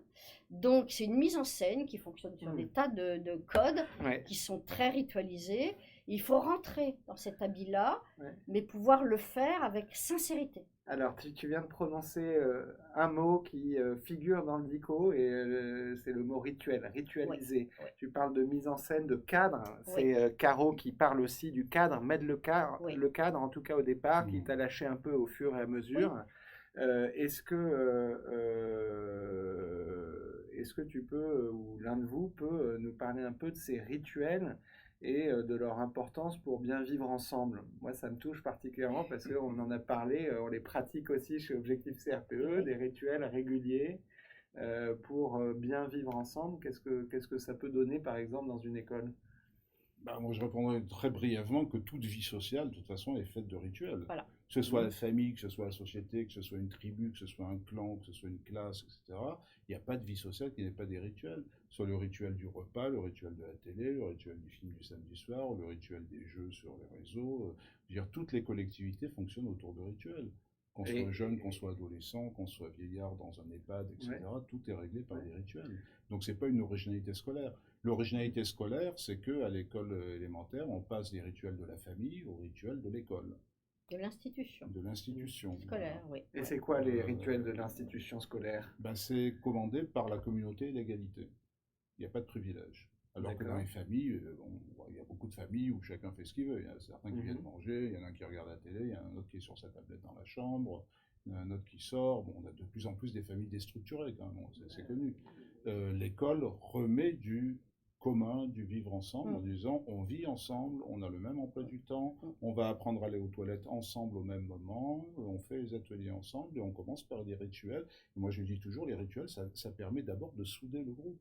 Donc on commence par une chanson, par un jeu, par un album, quelque chose qui permette à des enfants qui viennent de quartiers, parfois dans des situations terribles, d'autres qui viennent de familles très bien, etc. La Méditerranée qui arrive Voilà, des enfants, on ne sait pas ce qu'ils ont vécu, on ne sait pas dans quelles conditions, et ils arrivent là, ils sont ensemble dans la même classe, où ils vont apprendre les mêmes choses, ils vont chanter les mêmes chansons, ils vont entendre les mêmes histoires, etc. Et c'est ça qui sauve le vivre ensemble. Exactement comme dans une tribu primitive, on fait aussi des rites pour faire les âges, les mariages, les naissances, la guerre, etc. C'est ce qui fait, ce qui fait un groupe, c'est ce qui fait une communauté. Il y a cette dimension-là qui est une dimension structurante au plan social. Hein. Et il y a une autre dimension qui est la notion de repère. En fait, les enfants, quand ils arrivent à l'école, ils veulent savoir comment va s'organiser la journée. Donc, il faut dire, voilà, aujourd'hui on est lundi, c'est un jour long, à Paris on a des jours longs et des jours courts, voilà ce qui va se passer aujourd'hui. Et donc on va replacer un certain nombre de repères, de temps et d'espace, qui vont permettre aux enfants de se positionner et de s'impliquer, parce qu'il n'y a pas de surprise. C'est constant, c'est du cadre, c'est de la permanence. Et à l'intérieur de ce cadre-là, dont le maître est garant, c'est quand même lui qui instaure, ça peut se discuter pour certains repères, hein, mais en tout état de cause, il y a des choses qu'on ne discute pas. Hein. Il y a des éléments, par exemple les règles de vie. On ne va pas les discuter. La règle qui consiste à pas être violent avec son copain dans la classe et dans la cour de récréation, parce que, voilà, ni verbalement, ni physiquement, parce que c'est le respect de l'autre, ça se discute pas. Donc, en fait, le fait qu'on pose ces repères permettra aux enfants, en fait, d'être débarrassés de la question, en fait, de l'anomie de fonctionnement de groupe inconstant et aléatoire, qui insécurise, et de se consacrer complètement à ce qui est important pour eux et intéressant, c'est ce que j'apprends. Donc en fait, ce cadre-là posé, qui est toujours le même et qui va évoluer au fur et à mesure de l'évolution des besoins des enfants et de l'âge des enfants, hein, c'est pas les mêmes en petite section, en moyenne section, en grande section, c'est pas les mêmes du CP jusqu'au CM2. En tout état de cause, on va pouvoir rassurer les enfants sur le fait que l'école est permanente. C'est une institution permanente qui traverse le temps, qui est à la fois séculaire et j'allais dire, qui inscrit l'enfant dans la permanence des choses, du monde qui est lui en évolution. tout le temps, qui est en instabilité. Les rituels sécurisent. Absolument. C'est ça, c'est ce que dit Stéphanie dans le chat qui dit mon fils a 30 minutes de rituel tous les matins, il adore ça, ça lui donne des repères. Eh Et oui. ça sécurise, on sait que les choses reviennent, oui, comme oui, nous, oui. ça nous sécurise C'est de bon. savoir que le printemps va revenir. Ah oui, voilà. Caro, Et qu'il y aura ou des que fêtes pour le ou que printemps, ton nom sera appelé, c'est le rituel de Voilà, l'appel. exactement. Oui, ou et que, dire je suis là, je suis bien là. ouais. Imaginons, Ou peut-être dire un peu plus, Claire parle d'un rituel qu'elle appelle la météo des humeurs. Ah Et là, oui, c'est j'ai vu non ça seulement, Ouais. non seulement je l'ai suis vu, là, oui, mais pratiquer. voilà Bah, dans ça va quelle bien, humeur voilà. j'arrive. Je suis là et je suis crevé. Bah, le ou matin, bien, c'est pas terrible, hein. oui, mais on peut Ça arriver arrive. avec ça et Bien sûr. on peut l'accueillir aussi. C'est Ça dire peut- ses ça peut être émotions, bien Oui, de dire ce qui dire. va pas, ça va etc. bien, ça va mais pas. ce qui est important, c'est faire groupe, Ouais, c'est faire ouais. communauté, quoi, justement. Quels sont, Sab demande quels sont les rituels en CM. Cours moyen. Est-ce qu'il y a des rituels qui sont plus appropriés Bah, il y en a un obligatoire, c'est l'appel, déjà. Oui, d'abord, effectivement, c'est repérer le groupe et Oui, savoir. l'appel, les absents. Et en plus, c'est lié au contrôle de l'assiduité Bien scolaire sûr. qui fait partie Donc c'est obligatoire. des c'est- obligations du maître, hein, ça. Hein. Et au passage, ça permet quand même d'avoir au moins un moment dans la journée où on est dans une relation avec chacun, où le maître peut individualiser. Il y a 36 manières de faire Ou l'appel. bien ça il peut y a être les 36. enfants qui le prennent en charge. Hein. oui. Quand les élèves sont autonomes, moi, dans certaines classes de CM, Oui. même dans les classes de CP, il y a un élève qui est chargé, responsable en fait, de récupérer en fait les élèves présents absents, qui complète la fiche, qu'il va en fait transmettre, donc il s'en va après avec un élève qui Ouais. l'accompagne, vers le bureau du directeur ou de la directrice pour transmettre les absents, les présents, ceux Ouais. qui mangent à la cantine, Ouais. ceux qui restent au périscolaire, etc. Ouais. Donc il y a tout ça, Ouais. ces rituels d'instauration. Ça permet d'avoir des nouvelles des élèves Bien sûr, absents, bah éventuellement, oui. et puis ça peut permettre de présenter un nouvel élève qui vient d'arriver. Ouais, Donc c'est un moment ouais. important de l'évolution de la classe. Et puis à la cantine, effectivement, ça peut être l'emploi du temps. Moi je trouve qu'en Ça peut CM, être c'est l'emploi très du bien temps, d'afficher ou de Oui, oui. présenter Et les voilà. activités qu'on va Ouais. voir dans la journée. Il peut y avoir des choses aussi un peu plus sophistiquées ou plus originales. Bien sûr. Je me souviens qu'avec René, Voilà. notre ami René, Patrick, ton Ouais. ami René surtout, qui est professeur des écoles en classe CM2, de CM2, lui a instauré des rituels philosophiques et démocratiques, on peut dire. Ah oui, alors il a une constitution dans sa classe, effectivement, qui fait que sa classe fonctionne sur l'imitation d'une constitution démocratique avec des ministres, On a les conseils avec des d'école, élections, etc. les conseils Voilà. d'élèves aussi. Alors qui lui, il a sont une sur les- constitution rédigée construits, oui, avec ça, la oui. désignation, D'accord, les modes d'accord, d'élection, etc., d'accord. qui mime avec une exception à la démocratie qui est un président inamovible, qui est le maître. Jusqu'à il ce s'est que bien les- débrouillé. lui, hein. jusqu'à ce que les élèves, au mois Il de s'est mai ou bien de juin, débrouillé. se rendent compte qu'ils peuvent renverser Voilà, le d'accord, maître, d'accord. réécrire une nouvelle Ouais. Et constitution. puis il avait créé aussi des rituels philosophiques, il utilisait je ne sais plus quel recueil, où tous les matins il y avait un mot philosophique ou une citation qui était reprise par les élèves et commentée. Donc ça, c'était les rituels Voilà, chaque enseignant peut inventer ce de rituel. René, de cet enseignant, mais Les quelque conseils chose qui est d'élèves. par contre absolument commun Ouais. et obligatoire en fait, c'est À l'appel, c'est une Ah bah, innovation. oui. il y a les conseils, parce que moi on parlait de conseils de classe à mon époque, mais les conseils, il y en a de différentes sortes, ils sont abordés aussi, Oui. Ils sont présentés Oui, dans oui, l'ouvrage, il y a oui, une rubrique oui. conseils. Est-ce que tu veux Alors, juste nous les en dire conseils un mot? relèvent, les conseils de maître, de cycle, d'école, relèvent en fait du fonctionnement de l'institution comme communauté tripartite. Enfin, plus que ça même, puisque dans les conseils d'école siège aussi la municipalité qui C'est est ça. un partenaire. Hein. Oui. Donc en fait, tous ces conseils qui sont Il des ne siège pas réunions, les élèves. Pour rappeler que le conseil d'école, il n'y a pas d'élèves. il n'y a pas d'élèves. Non. Non, il y a des Alors qu'au parents. conseil d'administration, il y a des représentants d'élèves. Absolument, oui. Dans le premier degré, on n'a pas d'élèves. Mm. Donc ça, c'est ce qui structure en fait les rituels de la vie institutionnelle et de la vie de l'école comme communauté de partage de compétences et de professionnalité. Donc en fait, tous les adultes qui participent au fonctionnement de l'école, à quelque niveau que ce soit, sont représentés et peuvent discuter. Ça, c'est le conseil d'école. Oui. Mhm. Après, les conseils de maître qui sont des lieux de partage des projets pédagogiques, des choix pédagogiques, de l'harmonisation des programmations. Il y a les Et conseils. le conseil de maître, on parle des élèves? Ou on Alors, le parle conseil de maître, on parle plutôt de pédagogie, de continuité pédagogique, de choix pédagogique, de projet pédagogique, pour pouvoir harmoniser en fait On peut l'école. parler aussi des passages anticipés ou des redoublements. Alors, D'accord. on parle de ça dans le conseil de cycle.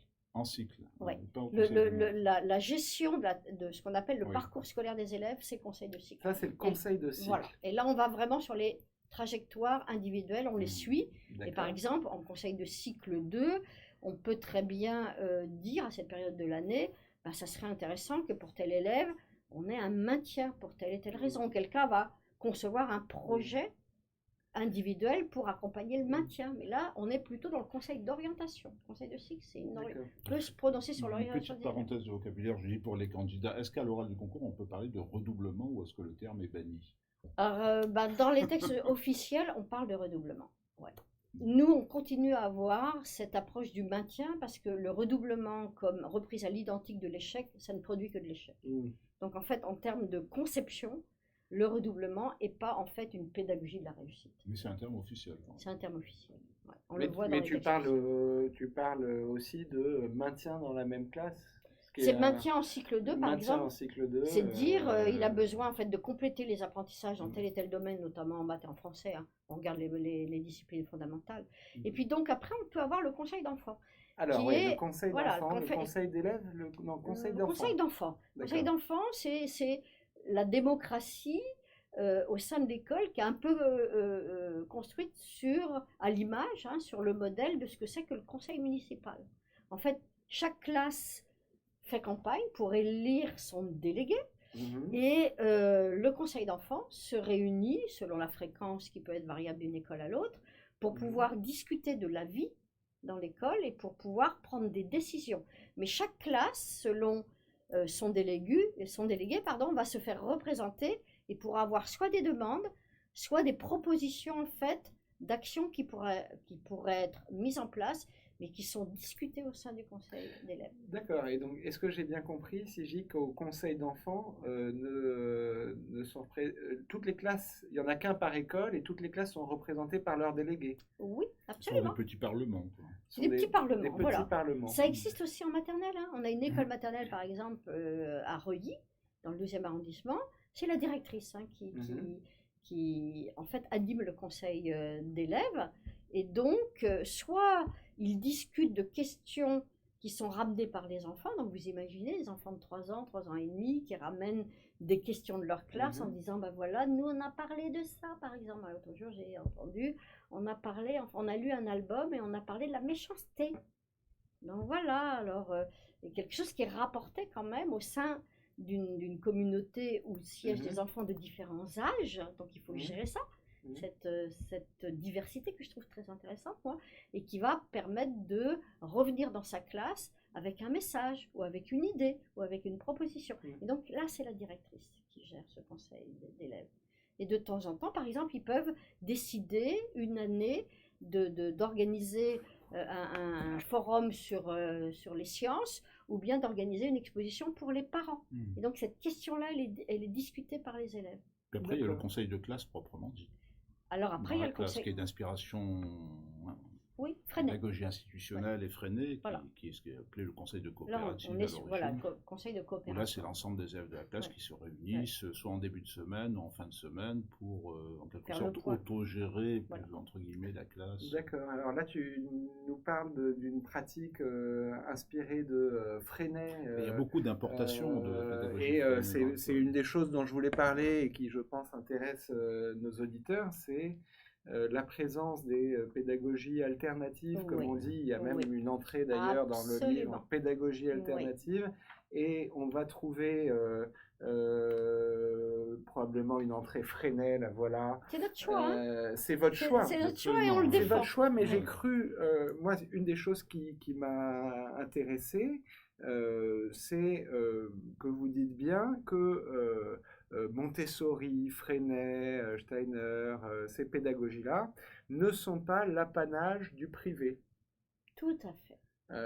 Parce qu'on a peut-être dans l'idée que l'éducation nationale a soigneusement refoulé ces apports de grands pédagogues alternatifs, comme on les qualifie, que aujourd'hui les écoles Montessori, c'est du privé hors contrat qui coûte une blinde, et tout ça est vrai.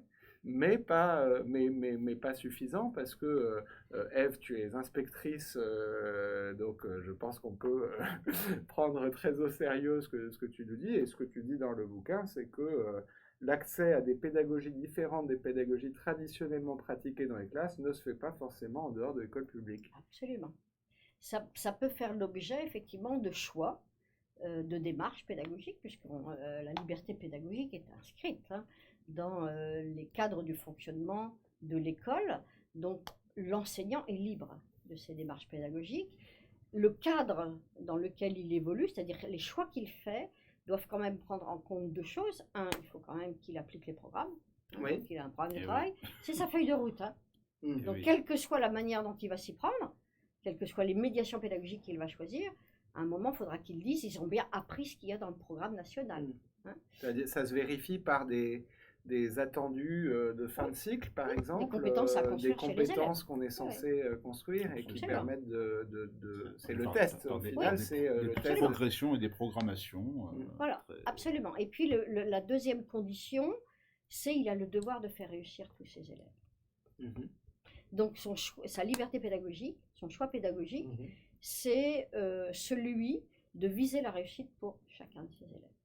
Donc si D'accord. ça ne fonctionne pas pour tous les élèves, c'est pas la bonne démarche, il faut en changer. Donc on est complètement libre en tant qu'enseignant des modalités pédagogiques. Ouais. Après, il y a toutes les contraintes réglementaires. Alors après, il y a... qu'on ne retrouve pas dans les écoles nouvelles. Tu parles du guidage des préconisations institutionnelles, c'est ça? Non, par exemple, l'obligation d'assiduité Ah dans oui, les écoles d'accord. nouvelles, ça ne fonctionne pas comme dans C'est vrai. l'éducation nationale. D'accord. L'obligation de neutralité, de Oui, discrétion, etc. Il y a tout un contexte de contraintes et de règles institutionnelles qui ne fonctionnent pas dans les vrai. écoles les privées. Parce qu'il y a quand même un système Des contraintes pour régler d'évaluation, etc. ce vivre ensemble, un système de droits et de devoirs. C'est-à-dire que c'est pas complètement freestyle, on fait pas exactement ce qu'on Non, c'est veut, pas Summerhill. comme on veut, c'est non, pas non, Summerhill. c'est pas Summerhill. Et ces droits et ces devoirs, il y a une entrée droit et il y a une entrée devoir dans Mhm. votre dictionnaire, comme il se doit. Et à chaque fois, vous déclinez les droits de l'élève, Oui. mais aussi ceux de l'enseignant Oui. et ceux des parents. Oui. Et on retrouve nos Oh trois là. parties prenantes Oh là, du contrat social scolaire. du contrat social, tu as raison. Que sont les parents, et chacun a ses droits et ses devoirs. Par exemple, l'enseignant a des droits, Oui. Oui. quelques-uns, une rémunération. Quand même. Oui, le travail d'enseignant qui est payé alors que le travail de l'élève n'est pas payé. Voilà. Eh, c'est Il faut pas le beau, rap- il faut le franchement. rappeler. Magnifique. On en avait parlé à une période, ouais, tu te souviens? Ouais. De rémunérer en fait certaines activités des élèves, non pas dans l'école primaire. D'un RMI. Avec une Ouais. monnaie dans qui les serait lycées l'euro ou professionnels. Oui. une monnaie. Dans les lycées professionnels, effectivement. Non, comme disait je ne sais plus qui, le salaire, la note et le salaire de l'élève. Alors, Eh ben, on a la plus de note et le salaire de J'ai oublié ça l'élève. déjà, Oui, c'est vrai, tu as raison. La note et le On peut salaire en de parler, l'élève. on accélère un peu le Oui. rythme parce que du coup je passe du coq à l'âne, mais c'est le jeu du dictionnaire aussi. La note et le salaire de l'élève. L'évaluation, c'est une entrée de votre dictionnaire. Ouais, Ça joue un rôle aussi dans le climat scolaire, je pense, la façon Tout à dont fait. on évalue. bien sûr. Et vous commencez par rappeler dans votre article évaluation une distinction bien connue de nos élèves, j'espère, mais comme je ne suis pas sûr à 100%, je voudrais quand même que vous la rappeliez, une distinction entre l'évaluation sommative et l'évaluation formative. Mhm. Et diagnostic. Alors il y en a une troisième, La première, l'évaluation c'est diagnostic, diagnostique. formative et sommative, dans l'ordre. Est-ce que vous pouvez réexpliquer ce que sont ces différents types d'évaluation? Est-ce qu'elles sont toutes les trois souhaitables? Et alors après, là, par rapport à la dimension de l'évaluation, dans les derniers textes officiels, en fait, c'est très très clairement exprimé pour l'école maternelle, c'est-à-dire qu'on parle d'évaluation positive et on parle de carnet de suivi des apprentissages des élèves, où à aucun moment on ne met en fait, on ne porte d'appréciation, bien sûr, ça il va de soi, hein, c'est de l'éthique, mais où on ne parle des apprentissages non réalisés. Donc on est tout le temps en fait dans rendre positif. compte de ce qui bouge pour l'enfant Mhm. en mettant en œuvre derrière les stratégies qui permettront en fait de réaliser les apprentissages qui restent à réaliser. Mais ça, c'est l'affaire du maître. Dans le carnet de suivi des apprentissages, tout est positif. Donc D'accord. on garde trace de ce qui bouge. À aucun moment il n'y a de notes à l'école maternelle. Jamais. Jamais. Non, mais c'est important de le dire Jamais. parce que je ne sais pas si ça a toujours été Il y a- le cas. On n'a jamais Ça- eu. si- Non, si, il non, n'y a jamais eu de jamais, notes. jamais. D'accord. Jamais Non, eu par de contre, tu avais des Euh, smileys, des biens, des très bien, etc. Oui. Donc, Donc de l'évaluation aujourd'hui, plutôt. quand tu parles d'un suivi des Carnet de suivi, acquisitions, oui. c'est des cases cochées dans une liste de compétences, par oui, exemple, qui oui. disent si la compétence est en cours d'acquisition, Oui. si elle est acquise. Alors si c'est elle- au-delà de ça, Benjamin. C'est au-delà de Il va ça. falloir que tu ailles voir le carnet de suivi des apprentissages, Ouais. puis il est intéressant parce qu'il associe l'enfant, Mhm. en fait, au progrès qu'il a fait. Par exemple, l'activité, c'était réaliser un montage avec des Legos, avec du matériel technique, selon un schéma de montage. L'enfant réalise son montage, et en fait, quand il a réussi, quand il fait l'analyse entre ce qui était attendu de lui et ce qu'il a réussi, quand il a réussi en fait son montage, il prend en photo son montage, et en fait, il pourra cocher la case, soit la photo, on la tire sur papier, on la colle dans le cahier de suivi des apprentissages, mais on a aussi des enseignants qui travaillent avec un logiciel qui s'appelle Je Valide, donc on a quand même des tablettes Très bien dans fait. les écoles, voilà. Et tout ça va aller dans son portfolio. Ça sera thésaurisé et les parents, avec une clé d'accès, pourront en fait regarder à la fin de la semaine, selon les activités réalisées dans la semaine, ce que les enfants ont pu Et c'est réussir. Et l'enfant va en parler. Et il participe à cette Oui, évaluation, oui, c'est-à-dire j'entends qu'il oui. Il s'auto-évalue Bah, d'une certaine façon. Il va voir le maître et le maître lui dit donc c'est parfait, Jordan, t'as bien, donc il valide avec lui. Il dit tu peux garder trace dans ton carnet de suivi des apprentissages. Et D'accord. donc là, l'enfant va bling, cliquer, et on a un petit pouce qui se relève, et c'est la pédagogie de la réussite. Ouais. Et, D'un point de vue institutionnel, c'est le il faut salaire de l'enfant. Ouais, il faut bien distinguer quand même la maternelle et Alors, en l'élémentaire, élémentaire- parce que dans l'élémentaire, il y a quand même le LSU qui est quand Alors en même élémentaire, contrainte institutionnelle, alors que la maternelle a beaucoup plus de liberté. Oui, Il faut c'est rappeler vrai. quand même que le carnet de suivi des apprentissages est laissé à la liberté de chaque école dans sa conception. Ouais. c'est vrai. Mais, Il y a des c'est tas de vrai. supports papier, parfois on colle des gommettes, parfois on Oui, colle c'est vrai. des images, Oui, des dans la photos, forme, oui. etc. Mais dans l'esprit, Mais on dans est quand même l'esprit, en sur... gros, c'est toujours On l'idée, ne valorise que ce qui bouge. j'ai et appris dans le ou bon je sens. sais faire quelque Voilà, chose. voilà. Ouais. Et ça, c'est important parce que tu formates en fait l'enfant dans sa capacité à, j'allais dire, tenter des choses qui sont compliquées pour lui et qui vont être valorisées parce qu'on va valoriser ses essais, ses tentatives, et il osera. Donc quand il va arriver à l'école élémentaire, face à une difficulté, il va être face à des difficultés à l'école élémentaire, parce que les apprentissages instrumentaux sont quand même assez compliqués. Donc là, il va se dire, j'ai confiance en moi et je vais y aller. C'est un des besoins fondamentaux de l'enfant que vous mentionnez dans l'introduction. Ouais. À un moment, vous dites l'école doit répondre aux besoins fondamentaux des enfants qui sont besoin d'autonomie, besoin de se sentir compétent Absolument. et besoin d'appartenir à un groupe social.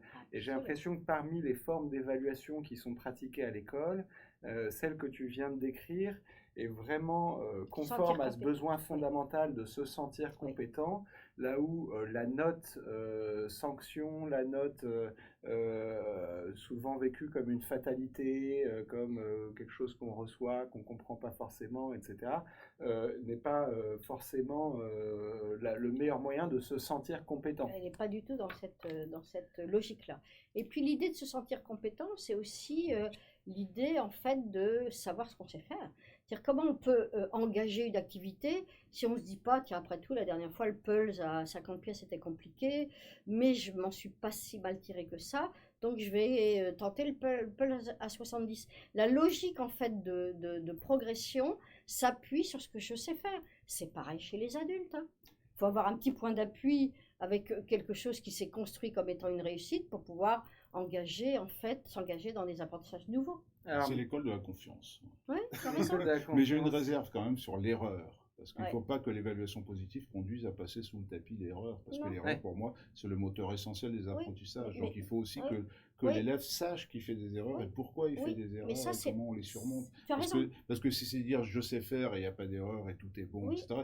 Moi j'ai peur Non. qu'il y ait des dérives et des caricatures d'évaluation mais- positive, qui est de dire on met 20 sur 20 à tout le monde et puis voilà, tout le monde est Non, content. non, mais Il faut aussi à un moment que la difficulté soit explicitée, qu'elle Oui. soit discutée, qu'elle soit analysée. bien sûr, mais l'erreur est une étape pour apprendre. Et ça, elle est c'est sûr. indispensable, Oui, pour moi oui, l'erreur bien est sûr. indispensable. Mais à avec le maître. l'apprentissage. Avec Donc le il maître. faut que l'erreur soit explicitée, il ne faut pas qu'elle soit. Et j'ai peur que Pour qu'elle chez soit certains, surmontée. l'évaluation positive, si on ne parle plus d'erreur, de Non, difficulté, non, etc., non, on non, dit ça tout va bien. ne serait pas une bonne compréhension. Voilà, des mais choses. je crains, voilà, Oui. c'est pour ça que j'ai cette Oui, oui. réserve, qu'il ne faut Oui. pas qu'il y ait une caricature Oui, oui, d'évaluation tout à fait. positive qui amène justement à dénier l'erreur et Oui, ignorer oui, l'erreur. tout à fait.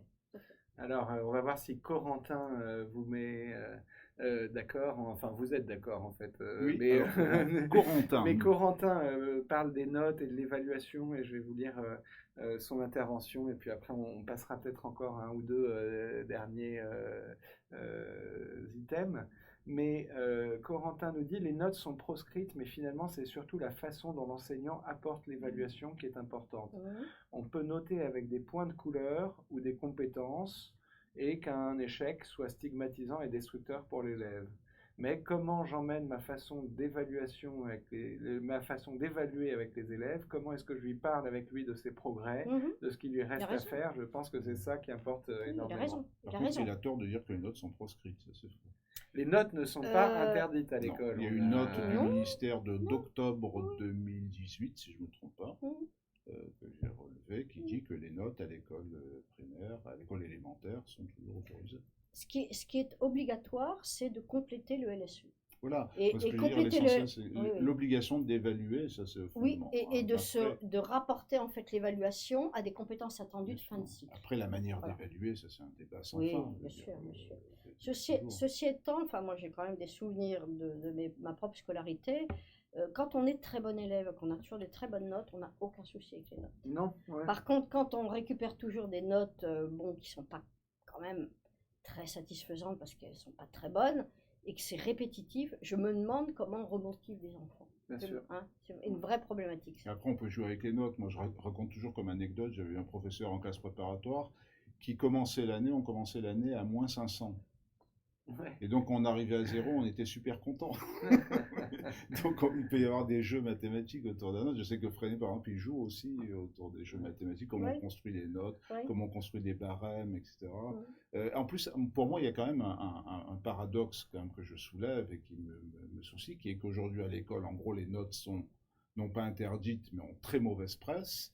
Or, quand on regarde le monde aujourd'hui, les notes ont envahi le monde partout. Dire les gens qui sont sur Internet, on passe notre temps à noter, à liker, à noter leur restaurant, à noter un site. Même les profs d'objectifs CRPE bientôt, sont évalués. Le paradoxe que je note, c'est qu'à une époque, l'école s'était obsédée par les notes et que bientôt, l'école va être le seul lieu dans ce monde où on ne note pas. Alors que le monde, il y a des agences de notation internationales qui notent les États, les économies, les armées, les entreprises. C'est vrai que c'est un sacré paradoxe. Bientôt, l'école va être le seul lieu où on ne note plus. Là, c'est un paradoxe qui me laisse un peu tu as raison, interdit. Mais moi, ce qui me gêne quand même, c'est qu'un enfant puisse se dire, sur toute une année scolaire, j'ai jamais réussi à décoller du 4 sur 10 en mathématiques. Tu vois, parce que c'est lui dont il parle. Moi, il va me dire, quand j'ouvre les cahiers dans les classes... C'est sa valeur à lui, c'est ce qu'il veut. Et quand j'ouvre les cahiers dans les classes et que les enfants disent, tu sais, là, j'ai pas des bonnes notes, mais bon, je vais faire mieux, quoi. C'est-à-dire que je regarde le cahier, c'est comme si je le regardais lui et que je jugeais, tu vois. Quand tu passes du jeune enfant, mais en même temps, comme je disais à mes étudiants, ils disaient à l'ESP, on passe notre temps à vous dire qu'il ne faut pas noter, en même temps, on passe notre temps à vous noter. Parce qu'ils préparent les concours, ils ont des diplômes, ils sont contrôlés en permanence. Oui, mais c'est des donc, grands. Quand même oui, mais la question, c'est à partir de quand on note, parce qu'à chaque fois, chacun se transmet la patate chaude en disant, c'est le collège aussi, on veut faire le collège sans notes. Il y a 50 collèges qui fonctionnent sans notes actuellement. Donc à un moment, est-ce qu'on veut supprimer toutes les notes? Et à ce moment-là, moi la question, la réflexion que j'ai derrière, c'est est-ce que l'école n'est pas une contre-société? C'est-à-dire elle note quand personne d'autre ne note, et quand tout le monde se met à noter, l'école arrête de noter. Donc c'est quand même assez effarant quand on réfléchit. On ne note pas beaucoup dans le fameux modèle scandinave dont vous parlez un petit peu. Ah si, il y a des notes quand même. Aussi, il y a des notes. Elles arrivent plus tardivement, mais en Suède, en Finlande, il y a des notes quand même. D'accord. Elles interviennent plus tard. Est-ce que c'est vrai que vous... Donc, je ne crois pas qu'il existe de système éducatif sans notes. Non. Non. Non, mais ça intervient plus Sauf tard. dans les écoles nouvelles. Ouais. Les écoles nouvelles, mais en tout cas. Oui, qui sont un peu déconnectés de la vie sociale, la vie réelle, quoi. Ou alors c'est des notes, par exemple à Genève, ils ont une notation sur 5, Ouais. sur 6. Oui, oui. Après, c'est des barèmes différents. Ouais. Alors, n'hésitez pas à nous poser vos questions, vos dernières questions, parce que si vous avez encore un peu de temps pour y répondre, je les transmettrai à nos invités. Alexandra, partage ton avis, Patrick, sur les notes, j'imagine. Claire demande, est-ce qu'on peut imaginer des activités notées et d'autres avec un système différent? Bien sûr. Bien sûr. Mais il faut le dire aux enfants. Il faut dire aujourd'hui, voilà, ben, tiens, c'est une dictée, avec un certain nombre de difficultés. Donc il y a un barème, il y a 10 difficultés, il y a un barème sur 10. Donc effectivement, ben, on verra effectivement quelles sont les difficultés que vous avez surmontées et sur comment vous situez sur cette échelle de 0 à 10. D'accord, donc on explique ce qu'on fait, Mais oui. pourquoi on le fait. On Est-ce peut que c'est la fabriquer le barème pédagogie de base, explicite Oui. qui Oui. figure Oui. aussi dans Oui. votre dictionnaire? C'est pas l'aléa du maître. C'est pas l'aléa du maître, c'est pas lui qui va choisir de faire ou de ne pas faire. Il dit pourquoi il le fait et il associe les enfants en fait à cette identification du niveau où je me situe. Il faut que l'enfant se situe. Que les notes restent massivement présentes dans le second degré, Oui. au collège et au Ils lycée, mais pour les professeurs de second degré, l'objet de réflexion principal, c'est la note et l'appréciation. Oui. Ouais. Et de plus en plus la tendance aujourd'hui, c'est de renforcer l'appréciation, précisément parce que l'individualisation de l'évaluation se fait à travers l'appréciation. En gros, l'idée dans le second degré, c'est que la note permet de faire des moyennes, c'est-à-dire de se situer par rapport au système, à la classe, etc. L'appréciation, c'est là où l'élève va reconnaître ce qu'il sait faire. Mais l'appréciation, tu disais pas tout à l'heure, Ève, que c'est pas ce qu'on attend. L'appréciation jugement. Voilà, l'appréciation au sens jugement, tu disais, c'est éthiquement.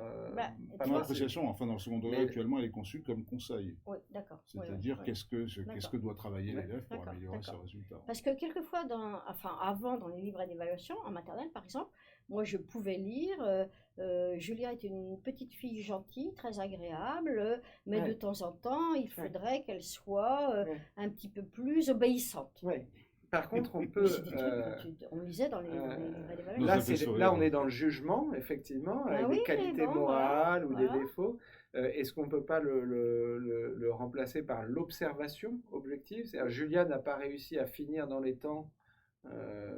Est-ce que ça pose un problème de faire ce genre d'observation? Il y a quand même une évaluation par rapport à la consigne. Moi, je prends toujours l'exemple très simple. Si la consigne, c'est qu'il faut colorier l'éléphant sans dépasser la ligne du dessin, bah après, il faut voir s'il a dépassé ou non la ligne du dessin. Voilà. Et donc, on ne peut pas faire comme si tout le monde avait s'il a dépassé la ligne du dessin, il n'a pas obéi à la consigne. Donc, après, c'est dans la manière de relever quand même les erreurs.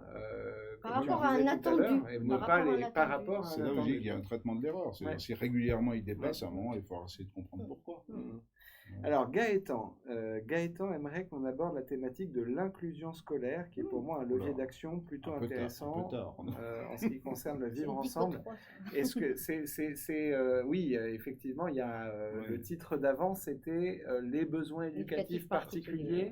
Et donc, c'est le thème de l'inclusion. Est-ce qu'on peut quand même en parler un petit peu? Parce que c'est vrai, il a raison, Gaëtan, que c'est un des piliers du vivre ensemble. Oui, la loi de 2005, en fait, moi j'étais sur le terrain comme inspectrice ASH à l'époque, et j'avais choisi de prendre ASH, parce que dans cette loi-là, il y avait... Pardon, ASH ASH, adaptation scolaire et scolarisation des enfants handicapés. D'accord. Oui, c'est vrai qu'on sigle beaucoup. Oh, bah oui, il y a... Ça existe toujours. Si. Donc, loi 2005, inclusion... Des enfants, donc la loi qui a permis, en fait, d'ouvrir l'école à un plus grand nombre d'enfants, quelle que soit la difficulté, le handicap ou le besoin, ou les besoins particuliers. Cette loi, dedans, dans le libellé de la loi, il y avait l'idée d'une loi pour l'égalité des chances. Et donc, c'est une loi essentiellement de société. Et le fait que l'école participe, en fait, à une inclusion de ses enfants, en dépit de leur, j'allais dire, de leur profil spécifique, permet de penser qu'on va changer le regard sur le handicap. Et de fait, ça a changé le regard sur le handicap. Et moi, je l'ai vu, vraiment, concrètement. Dire cet enfant est en fauteuil roulant, ou cet enfant est malentendant, malvoyant, ou cet enfant a des troubles de la relation et a des comportements étonnants, le fait qu'on puisse se dire, on va lui trouver, enfin, on va aménager, adapter l'accueil scolaire pour qu'il puisse trouver sa place et faire en sorte que la communauté puisse en fait vivre avec, apprenne à vivre avec cet enfant différent, modifie le regard sur le handicap. On l'a vu. Hein. C'est ça, l'école inclusive, c'est l'école qui s'adapte s'il faut pour compenser le handicap. C'est l'école qui s'adapte à l'élève. Voilà, donc on aménage. Moi, l'image, c'est qui est simple, hein, c'est l'idée du plan incliné. C'est-à-dire quelqu'un qui est en fauteuil roulant ou avec des béquilles parce qu'il s'est cassé le pied, il va falloir mettre des plans inclinés partout. Et là, en fait, en pédagogie et dans la manière en fait, de concevoir les activités, quand l'enfant aura des difficultés, on va lui proposer des plans inclinés. Soit une aide matérielle ou une aide technique, soit une reformulation de la consigne, soit un petit coup de pouce matériel, c'est-à-dire qu'il ne va pas tout à fait travailler dans les mêmes conditions que les autres.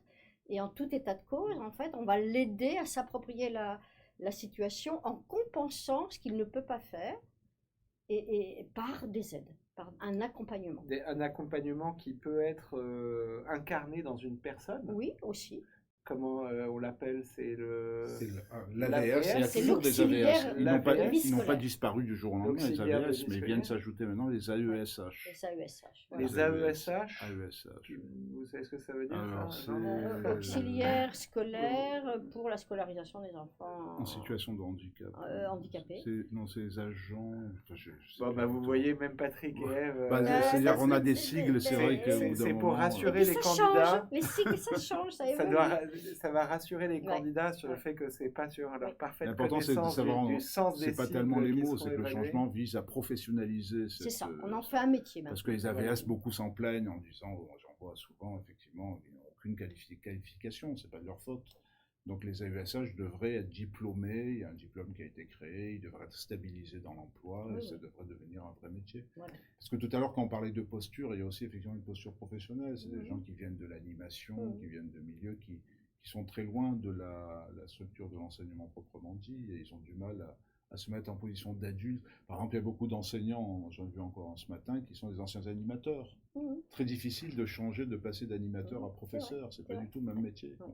Oui, animer, enseigner, c'est pas la même chose. Un exemple de changement de posture, ou devenir d'étudiants, il y a beaucoup d'étudiants qui n'arrivent pas à devenir professeurs et qui restent longtemps encore étudiants. Alors cette dimension-là, je reprends l'école inclusive, ça permet aussi de faire et évoluer en fait la qualité des relations au sein du groupe. Parce qu'un enfant différent va re-questionner la relation qu'on a à la norme et à la différence.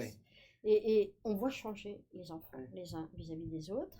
Et on voit aussi changer les parents de ces enfants qui n'ont pas de difficultés d'apprentissage, parce qu'en fait, leurs enfants leur ramènent à la maison le fait que ça peut être aussi enrichissant de découvrir en fait la difficulté. C'est le meilleur des cas où l'école inclusive permet aux enfants, aux parents de porter un nouveau regard sur la différence, le handicap. Et faire avec et vivre avec. Mais dans le pire des cas, je sais que c'est une thématique qui est dans votre dictionnaire et qui suscite beaucoup d'intérêt et dont on peut peut-être parler un petit peu si vous voulez bien, si vous m'accordez encore 5-10 minutes, mais le harcèlement. Parce que l'enfant différent, l'enfant handicapé ou l'enfant qui simplement est différent, je sais pas, il est un peu gros, maigre, que sais-je, ça peut être roux, ou bien c'est terminé, ou bien il bégait, ou bien il n'a pas la même couleur de peau que la majorité des autres. Voilà, il n'a pas les bonnes marques. Il n'a pas les bonnes marques. Bref, cette différence que l'école inclusive s'est fixée pour but de compenser ou d'annuler d'une certaine façon, elle peut aussi parfois attirer ce phénomène de harcèlement. Qu'est-ce que c'est que le harcèlement d'abord? Comment est-ce qu'on le... On n'est plus tout à fait sur les mêmes registres. Enfin, dans toutes les situations de harcèlement que j'ai eu à traiter moi, et elles sont quand même en évolution. C'est-à-dire qu'on en a de plus en plus. Et moi, ça me pose problème.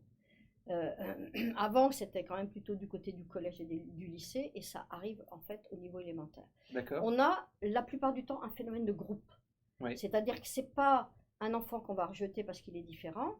C'est un phénomène d'agrégation de plusieurs enfants qui vont en fait se reconnaître comme étant copains ou fonctionnant dans des logiques de clan. Moi, je dirais que c'est un phénomène de meute. Et qui, sans doute, De et meute. qui en fait vont choisir un bouc émissaire qui n'est pas en fait Droit. du groupe Mmh. et qu'on va en fait prendre comme un peu la tête de Turc et qu'on va en fait pousser à bout. Oui. Mais c'est redoutable, hein, Et parce que c'est ce qui fait la cohérence du groupe. absolument. Et ça, c'est très, très destructeur pour l'enfant qui va vivre ça. Parce que il est globalement, enfin, je veux dire, c'est pas un enfant, il n'est pas bleu avec des grandes antennes sur la tête, hein, c'est pas un alien, mais c'est un enfant, effectivement, dont on refuse l'appartenance au clan parce qu'on va se venger, en définitive, et faire du lien ensemble sur un enfant qui, bon, voilà, pour des raisons des fois complètement aléatoires, Voilà. elle était copine, elle n'est plus Mm. copine, on l'a vu, hein, dans certaines écoles. Alors, je comprends le mécanisme, Oui. que c'est du bouc émissaire, Ouais. Ça a toujours existé. qui a toujours existé, mais j'entends Oui. aussi on l'observe Voilà, de sauf plus que en plus, maintenant, on de en plus prend en plus compte tôt. et on- Et en plus, il y a le Moi, je relais. l'ai vécu il y a- comme élève. J'ai des souvenirs Ouais. au harcèlement où il s'agissait de faire partie de la bonne bande, parce Ouais. que sinon... Et au collège, les élèves le savent très bien. S'ils sont isolés, un collégien isolé est un collégien mort. S'il n'a pas des copains, s'il n'appartient pas à une bande, à un clan, à une bande, il est en danger vital. Alors ça, c'est un phénomène donc qui a toujours existé peut-être. Oui. Comment fait-on, demande Ezila, comment fait-on pour le prévenir? Est-ce que vous pouvez donner quelques pistes d'action pour le prévenir et favoriser le vivre ensemble? Alors, de toute façon, il faut être très attentif à ces phénomènes-là. C'est-à-dire que tout enseignant qui remarque une modification dans les relations entre élèves, Et ça, c'est nouveau. C'est Voilà, une nouveauté voilà. dans l'attention à ça. voilà, il doit être très très attentif à ça et il doit en fait en parler au sein de la classe. C'est-à-dire que la dimension du harcèlement fait l'objet d'une information. On peut même aller chercher les fameuses brigades de mobilisation contre les phénomènes de harcèlement qui sont affiliées en fait au commissariat de police et qui interviennent dans les classes pour informer les enfants. Donc moi je trouve ça très intéressant, hein. On a un major qui arrive, donc c'était une femme en l'occurrence chez nous, avec un policier, et qui dit aux enfants, ben voilà, on va passer 20 minutes, 25 minutes à discuter de ce que c'est que le harcèlement, parce qu'il faut vous informer. Et donc ils vont parler de ce phénomène-là comme un phénomène de société qui est hyper destructeur et qui de toute façon est en fait un phénomène de transgression et qui risque d'emmener les enfants vers la dimension en fait de l'atteinte à la personne. Donc il y a derrière du pénal, hein. Pas au niveau du primaire, quoique nous on a eu des enfants pour lesquels le major Berger a dit « Je vous ai bien entendu, donc j'ouvre un dossier sur ce qui s'est passé, c'était une classe de CM2, je garde trace de ce que vous avez fait, de ce qui s'est passé. Il y a eu vraiment un phénomène de harcèlement et j'ai pris une mesure conservatoire pour protéger la petite fille. Hein. Une petite fille qui était hyper déprimée et la mère a vu que l'enfant se mettait en danger. Donc il y a des effets très très concrets. Et donc la première chose, tu dis, c'est d'en parler.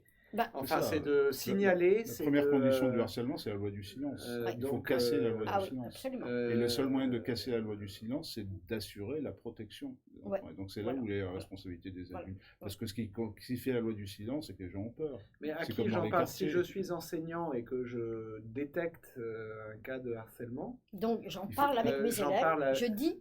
Je dis à mes élèves, j'ai remarqué que se passe-t-il? Donc on fait, j'allais dire, un débriefing sur l'analyse des relations des élèves entre eux.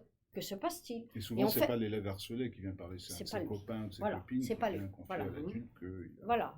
Et l'enseignant dit, attention, attention, il y a des règles de respect, etc. Je ne tolérerai pas, en fait, que ce type de situation que j'ai observé dans la cour, par exemple... Élodie qui est dans le fond de la cour en train de pleurer toute seule et ça fait quand même plusieurs fois que je vois ça et je la sens triste et sa maman est venue dire, son papa est venu dire que voilà, elle désinvestissait un peu le scolaire, qu'elle voulait plus trop venir à l'école, qu'elle avait mal au ventre, on a des symptômes. Hein. Ça doit être dit, traité au sein de la classe et l'enseignant doit dire ça ne passera pas comme ça. Au sein de la classe, mais j'entends aussi en dehors de la classe.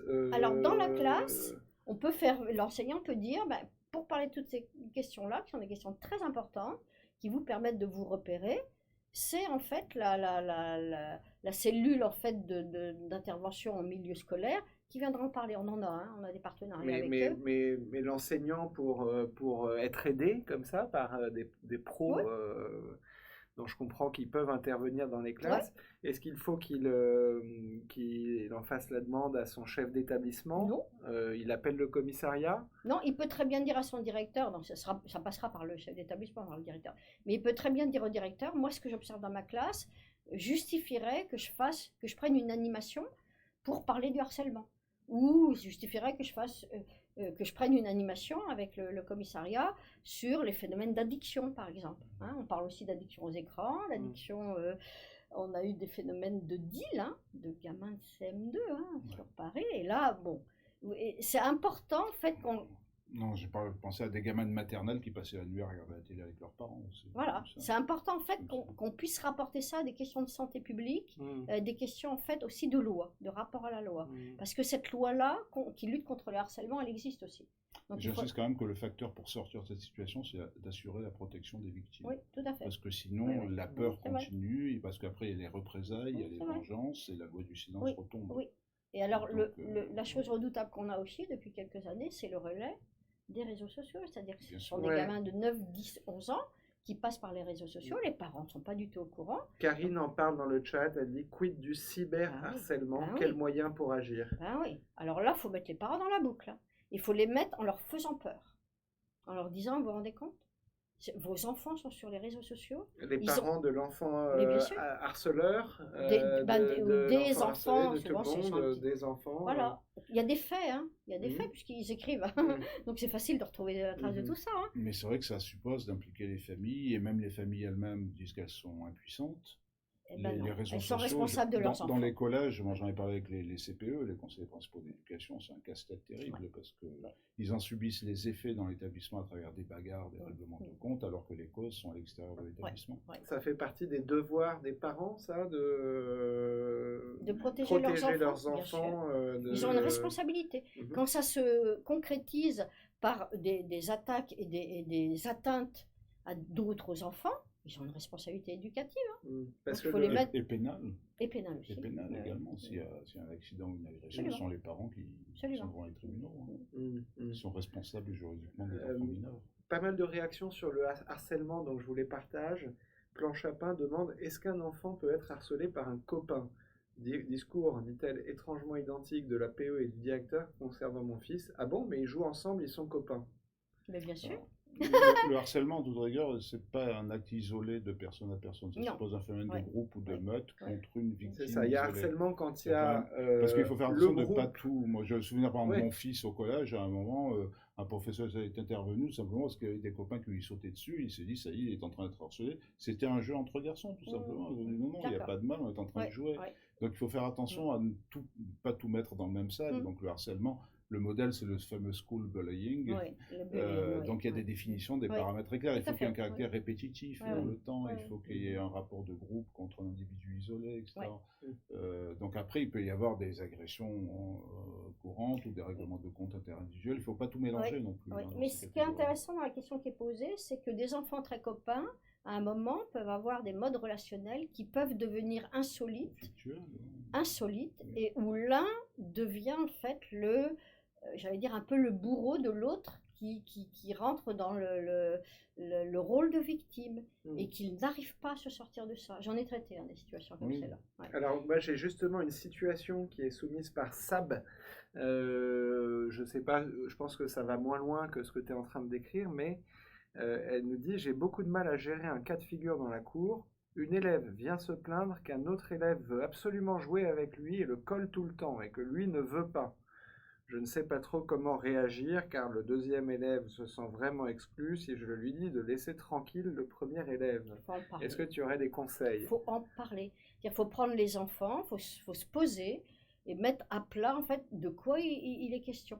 Il faut qu'ils disent, les enfants, ce qui leur pose problème et ce qui les rend ou malheureux ou j'allais dire agressifs. Donc il faut en parler, il ne faut pas renvoyer ça à bah, écoute, débrouille-toi, vois avec lui, etc. Je pense qu'il faut que les adultes aient une réponse en termes de je t'ai entendu Et je veux savoir de quoi il est question pour éventuellement prendre une position. D'accord, alors Alors, moi, Sabine complète, pardon, mais pour que vous ayez tous les éléments, elle dit: je l'ai vécu cet après-midi en moyenne section. Les deux étaient en pleurs Oh car là la là, première ne se oh sentait oui, pas écoutée, la deuxième exclue car elle pense que c'est sa seule oui, copine. ouais. Et elle précise: j'ai passé plus de 10 minutes à leur faire parler de leurs émotions, mais rien n'y a fait. non, mais attends, moi, je veux réagir là-dessus parce qu'il ne faut pas non plus qu'on rentre dans un flicage systématique de toutes les relations, de tous les sentiments. Les élèves ont droit aussi à une vie privée. Oui. Je vais prendre un exemple Ouais. que je prends toujours. On ne peut pas obliger un élève qui fête son anniversaire à inviter tous les élèves de sa classe par souci Bah, d'égalité. heureusement. Ça fait partie de sa vie privée. C'est le cas classique, ça fait partie de l'injustice sociale. Il invite ses amis, il arrive en classe, il a des enveloppes d'invitation, il les donne à certains élèves qui sont ses amis, et puis les autres, ils n'ont pas d'invitation. C'est pas juste. Ben oui, mais la vie, elle est comme ça. Donc on ne peut pas obliger quelqu'un à jouer avec quelqu'un d'autre s'il n'a pas envie. Je veux dire, il faut faire attention aussi à ce que l'école ne devienne pas un lieu de conditionnement Oui, tout à fait, totalitaire tout à qui fait. conditionne totalement ouais. les sentiments, les relations. Il y a une sphère de la vie privée aussi Mhm. des enfants qui comporte des désillusions, des tristesses, Mhm, des c'est séparations. On ne peut pas Oui. obliger un élève à jouer avec un autre élève qui n'a pas envie de... On peut l'obliger à travailler en groupe, en classe, Mhm. mais en cours de récréation, Ouais. il joue avec qui il veut. On peut Oui, pas c'est l'obliger un à peu jouer avec l'espace sur quelqu'un. lequel on n'intervient pas trop. Voilà. Ouais. Moi, je Ceci- pense qu'il faut, il faut Oui, faire oui. attention à ne pas rentrer trop dans Oui. l'intimité de la vie privée, où là, il doit faire l'épreuve de la réalité, qui est Ouais. que oui, il y a des gens Ouais. qui ont... Tout le monde ne nous aime pas forcément, il y a des injustices, etc. Ça Ouais. fait partie de Donc c'est pas l'apprentissage. parce qu'il y a une engueulade que c'est du harcèlement, Voilà. et c'est pas parce qu'il y a Faut faire une attention de ne pas dispute ou rentrer des dans... difficultés relationnelles que l'enseignant doit systématiquement Voilà, je crois qu'il faut intervenir. garder une... C'est toujours le trop. Il ne faut pas ni pas assez, c'est-à-dire fermer Ouais. les yeux et laisser faire n'importe Mm. quoi, Ouais. ne pas être non plus trop Ouais. envahissant Ouais. et invasif dans la vie Ouais. privée des Ouais. élèves. Il y a un Ouais. moment où il y a une limite, où les élèves Ouais. ont le droit d'aimer ou de ne pas aimer certains Ouais. camarades, etc. Je vais réintroduire les parents là-dessus. D'accord. Sans doute, il faut peut-être dire aux parents à ce moment-là, voyez avec votre enfant ce qui lui pose problème, parce que plusieurs fois dans la journée, il est venu vers moi, il pleurait, etc. Bon, moi, je vois pas trop. En plus, pour moi, une section maternelle, c'est quand même, bon, ça fait partie des régulations ordinaires. Mais les parents peuvent peut-être accompagner l'enfant sur ce que tu viens de dire. C'est-à-dire, tu sais, tu peux pas être copain avec tout le monde. Puis Ouais. tu joues avec lui la semaine dernière, il veut plus jouer avec toi, c'est pas grave. Tu vas trouver d'autres copains, etc. Puis il y a un degré de gravité des phénomènes. Je veux dire, Ouais. être triste, c'est pas une maladie, quoi. Non. Tout le monde est triste à un moment. Se retrouver seul de temps en temps, si ça n'engendre pas d'effets de violence, d'agression, Ouais. bah, tout le monde a connu des De moments rejet, de des solitude, phénomènes de et ça rejet, fait voilà. partie de la vie. Mm. Donc il D'accord. faut aussi évaluer la gravité Ouais, des faits. bien Tant sûr. qu'on n'est pas dans le domaine de la violence, de Ouais. l'agression, etc., le reste, ça fait partie de la vie des relations humaines. Mm. Mm. Et voilà, il ne faut pas mentir aux enfants, cela fait aussi partie de la vie, dit Gaëtan. Donc dans le vivre ensemble, il faut aussi respecter, moi je dis, la vie privée des enfants. Ouais, quoi. c'est vrai. C'est Elle vrai. dit parfois Faut ces pas vouloir interactions tout réglementer. participent à l'apprentissage de la vie, donc le temps fera le reste. Ok. Il y a encore deux, trois questions. Moi, je voulais absolument quand même vous faire parler de deux entrées de plus, mais après, je vous libère. Mais il y a d'abord une entrée qui n'est pas dans le dictionnaire, mais c'est le 101e mot de ce dictionnaire. Tu m'en parlais juste avant, Bah, c'était quand? Tu te souviens? Oui, c'est parce que à un moment, il faut bien s'arrêter à 100. Et donc, il y a eu des arbitrages. Et en fait, en évoluant un petit peu sur l'accompagnement de la prochaine rentrée, hein, Ouais. et par rapport à la dimension de la bienveillance, puisqu'on parle beaucoup de ça, et derrière ce mot, on met tout et n'importe quoi. Ouais. Donc, c'est peut-être intéressant aussi de bien préciser ce que veut dire une posture bienveillante. Dans le travail qu'on fait en ce moment, dans toutes les formations qu'on est en train de prévoir pour les prochaines, souvent le mot empathie revient. Et je l'entends même dans les discours officiels, la dimension de l'empathie. Et je trouverais intéressant en fait, de préciser ce que c'est qu'une attitude d'empathie vis-à-vis des enfants. C'est là encore la bonne distance. Hein. Voilà. C'est-à-dire on est dans le registre de l'affection, hein, de l'affectivité et du relationnel, où en définitive on engage une partie de soi-même dans l'empathie. C'est-à-dire qu'il faut être en compréhension de l'autre pour pouvoir lui signifier que s'il a besoin de soi, on est là, mais en même temps il faut aussi le laisser un peu libre d'être ce qu'il est et pas adhérer complètement à ce qu'il est. Mais cette dimension de l'empathie, ça mériterait, étant donné la réalité et le contexte dans lequel on travaille aujourd'hui, d'être reprécisé comme étant un élément de professionnalisation aussi. Et aussi, c'est la juste distance. Je pense qu'il faut Ouais. rappeler aussi que l'enfant a besoin parfois de se soustraire au regard du maître. Je sais pas, pour moi, le système totalitaire, c'est d'être sous observation permanente. Donc l'enfant a besoin, imaginons une classe où il soit filmé en permanence, etc., c'est insupportable. Il y a des moments où les enfants ont besoin de se cacher, de se mettre dans des coins, de se soustraire au regard, etc. C'est pareil avec les parents. Quand on écoute les parents, ils voudraient mettre des caméras partout pour filmer 24 heures sur 24 la vie de leur enfant. Les enfants ont besoin d'avoir une vie secrète, d'avoir des secrets, une vie à eux. Donc, il faut faire attention à ne pas tomber dans cette tentation totalitaire qui est qu'il faut tout surveiller, tout contrôler, tout réglementer, etc. L'apprentissage du vivre ensemble, c'est aussi une part qui doit échapper au regard des adultes, quelque part. Ok. Merci. Donc, c'était l'empathie, le 101e mot. C'est un sujet très intéressant. Toi, Patrick, ce serait foutez-leur la paix, un peu, de temps en temps aussi. Tout est dans la mesure. Tout est dans la mesure. Et non, moi, je voulais te faire parler de Kant. Parce que, alors là, tout le monde se met à flipper, en disant, oh là là là là, ça y est, il est déjà 22h, je ne sais quoi, et il le lance sur Kant, le malheureux. Mais en fait, j'y tenais parce qu'il y a dans votre dictionnaire, quoi, une douzaine ou une quinzaine à la fin de figures, de penseurs, d'écrivains, de références qui jouent un rôle important. Pourquoi est-ce que vous avez voulu mettre ces quelques grandes figures? J'imagine que le choix a été épineux, mais en tout cas, vous avez fait une sélection. Et est-ce que tu veux nous parler, par exemple, de Kant? Je crois que c'est un auteur que tu aimes bien. Oui, bien sûr, c'est un des plus grands philosophes. Il y a des choses très intéressantes. Et donc, le challenge, c'est est-ce qu'en 3 minutes, tu peux nous apprendre ce que Kant apporte à toute cette grande réflexion? Pas beaucoup plus. 3 mots pour Kant, c'est dressage, géographie et autonomie. Dressage. Dressage, c'est quelque chose qui nous choque beaucoup aujourd'hui, mais qui nous interroge beaucoup, qui est que avant l'éducation, il faut commencer par un dressage, qui est que, par exemple, pour aller à l'école, il faut apprendre d'abord à rester assis sur sa chaise. Et attendre son tour pour parler, etc. Il appelle ça un dressage. Pour nous, c'est un mot qui nous choque beaucoup, mais qui est l'apprentissage de gestes, effectivement, de soumission aux règles communes. Et ça, c'est pas naturel, effectivement. Moi, j'explique toujours aux étudiants, c'est pas naturel de passer toute une journée assis sur une chaise à écouter quelqu'un parler. C'est quelque chose qui s'apprend.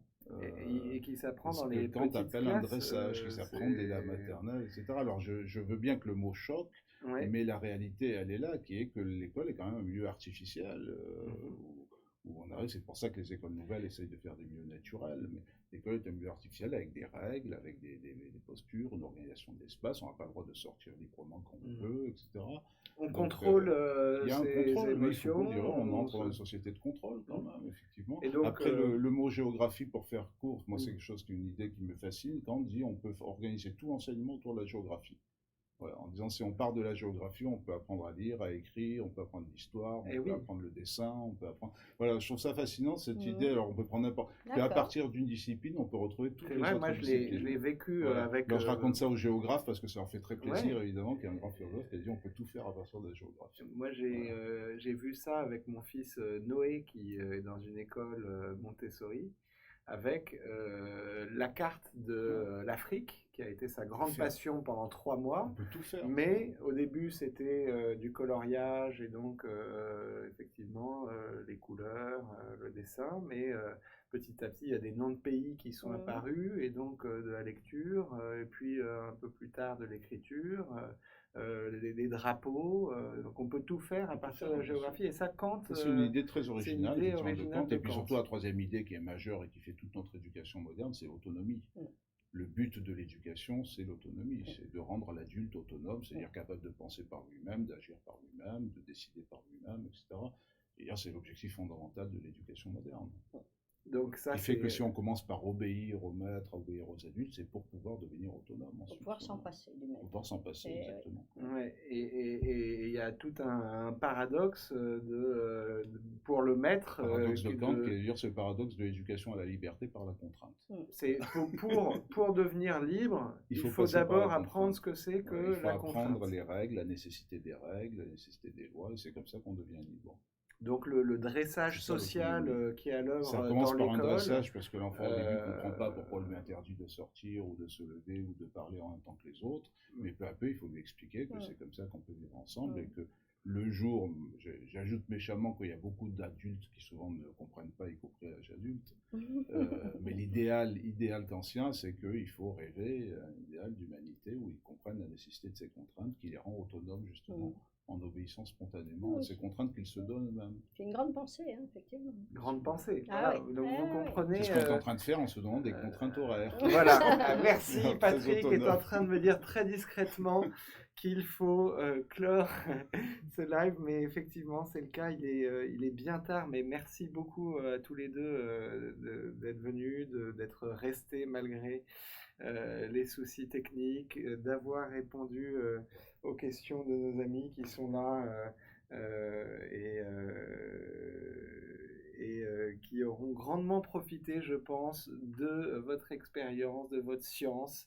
On a pu balayer probablement pas le 10e On a vu l'essentiel. des notions, mais c'était quand même, je pense, qu'on était bien en tout cas dans la thématique et que nos élèves, s'ils tombent en oral de CSE sur un sujet qui parle d'inclusion, d'évaluation, Tout à fait. Alors là, protection de l'enfant, de climat scolaire, et c'est les sujets qui tombent. J'espère que ce live leur aura donné quelques clés.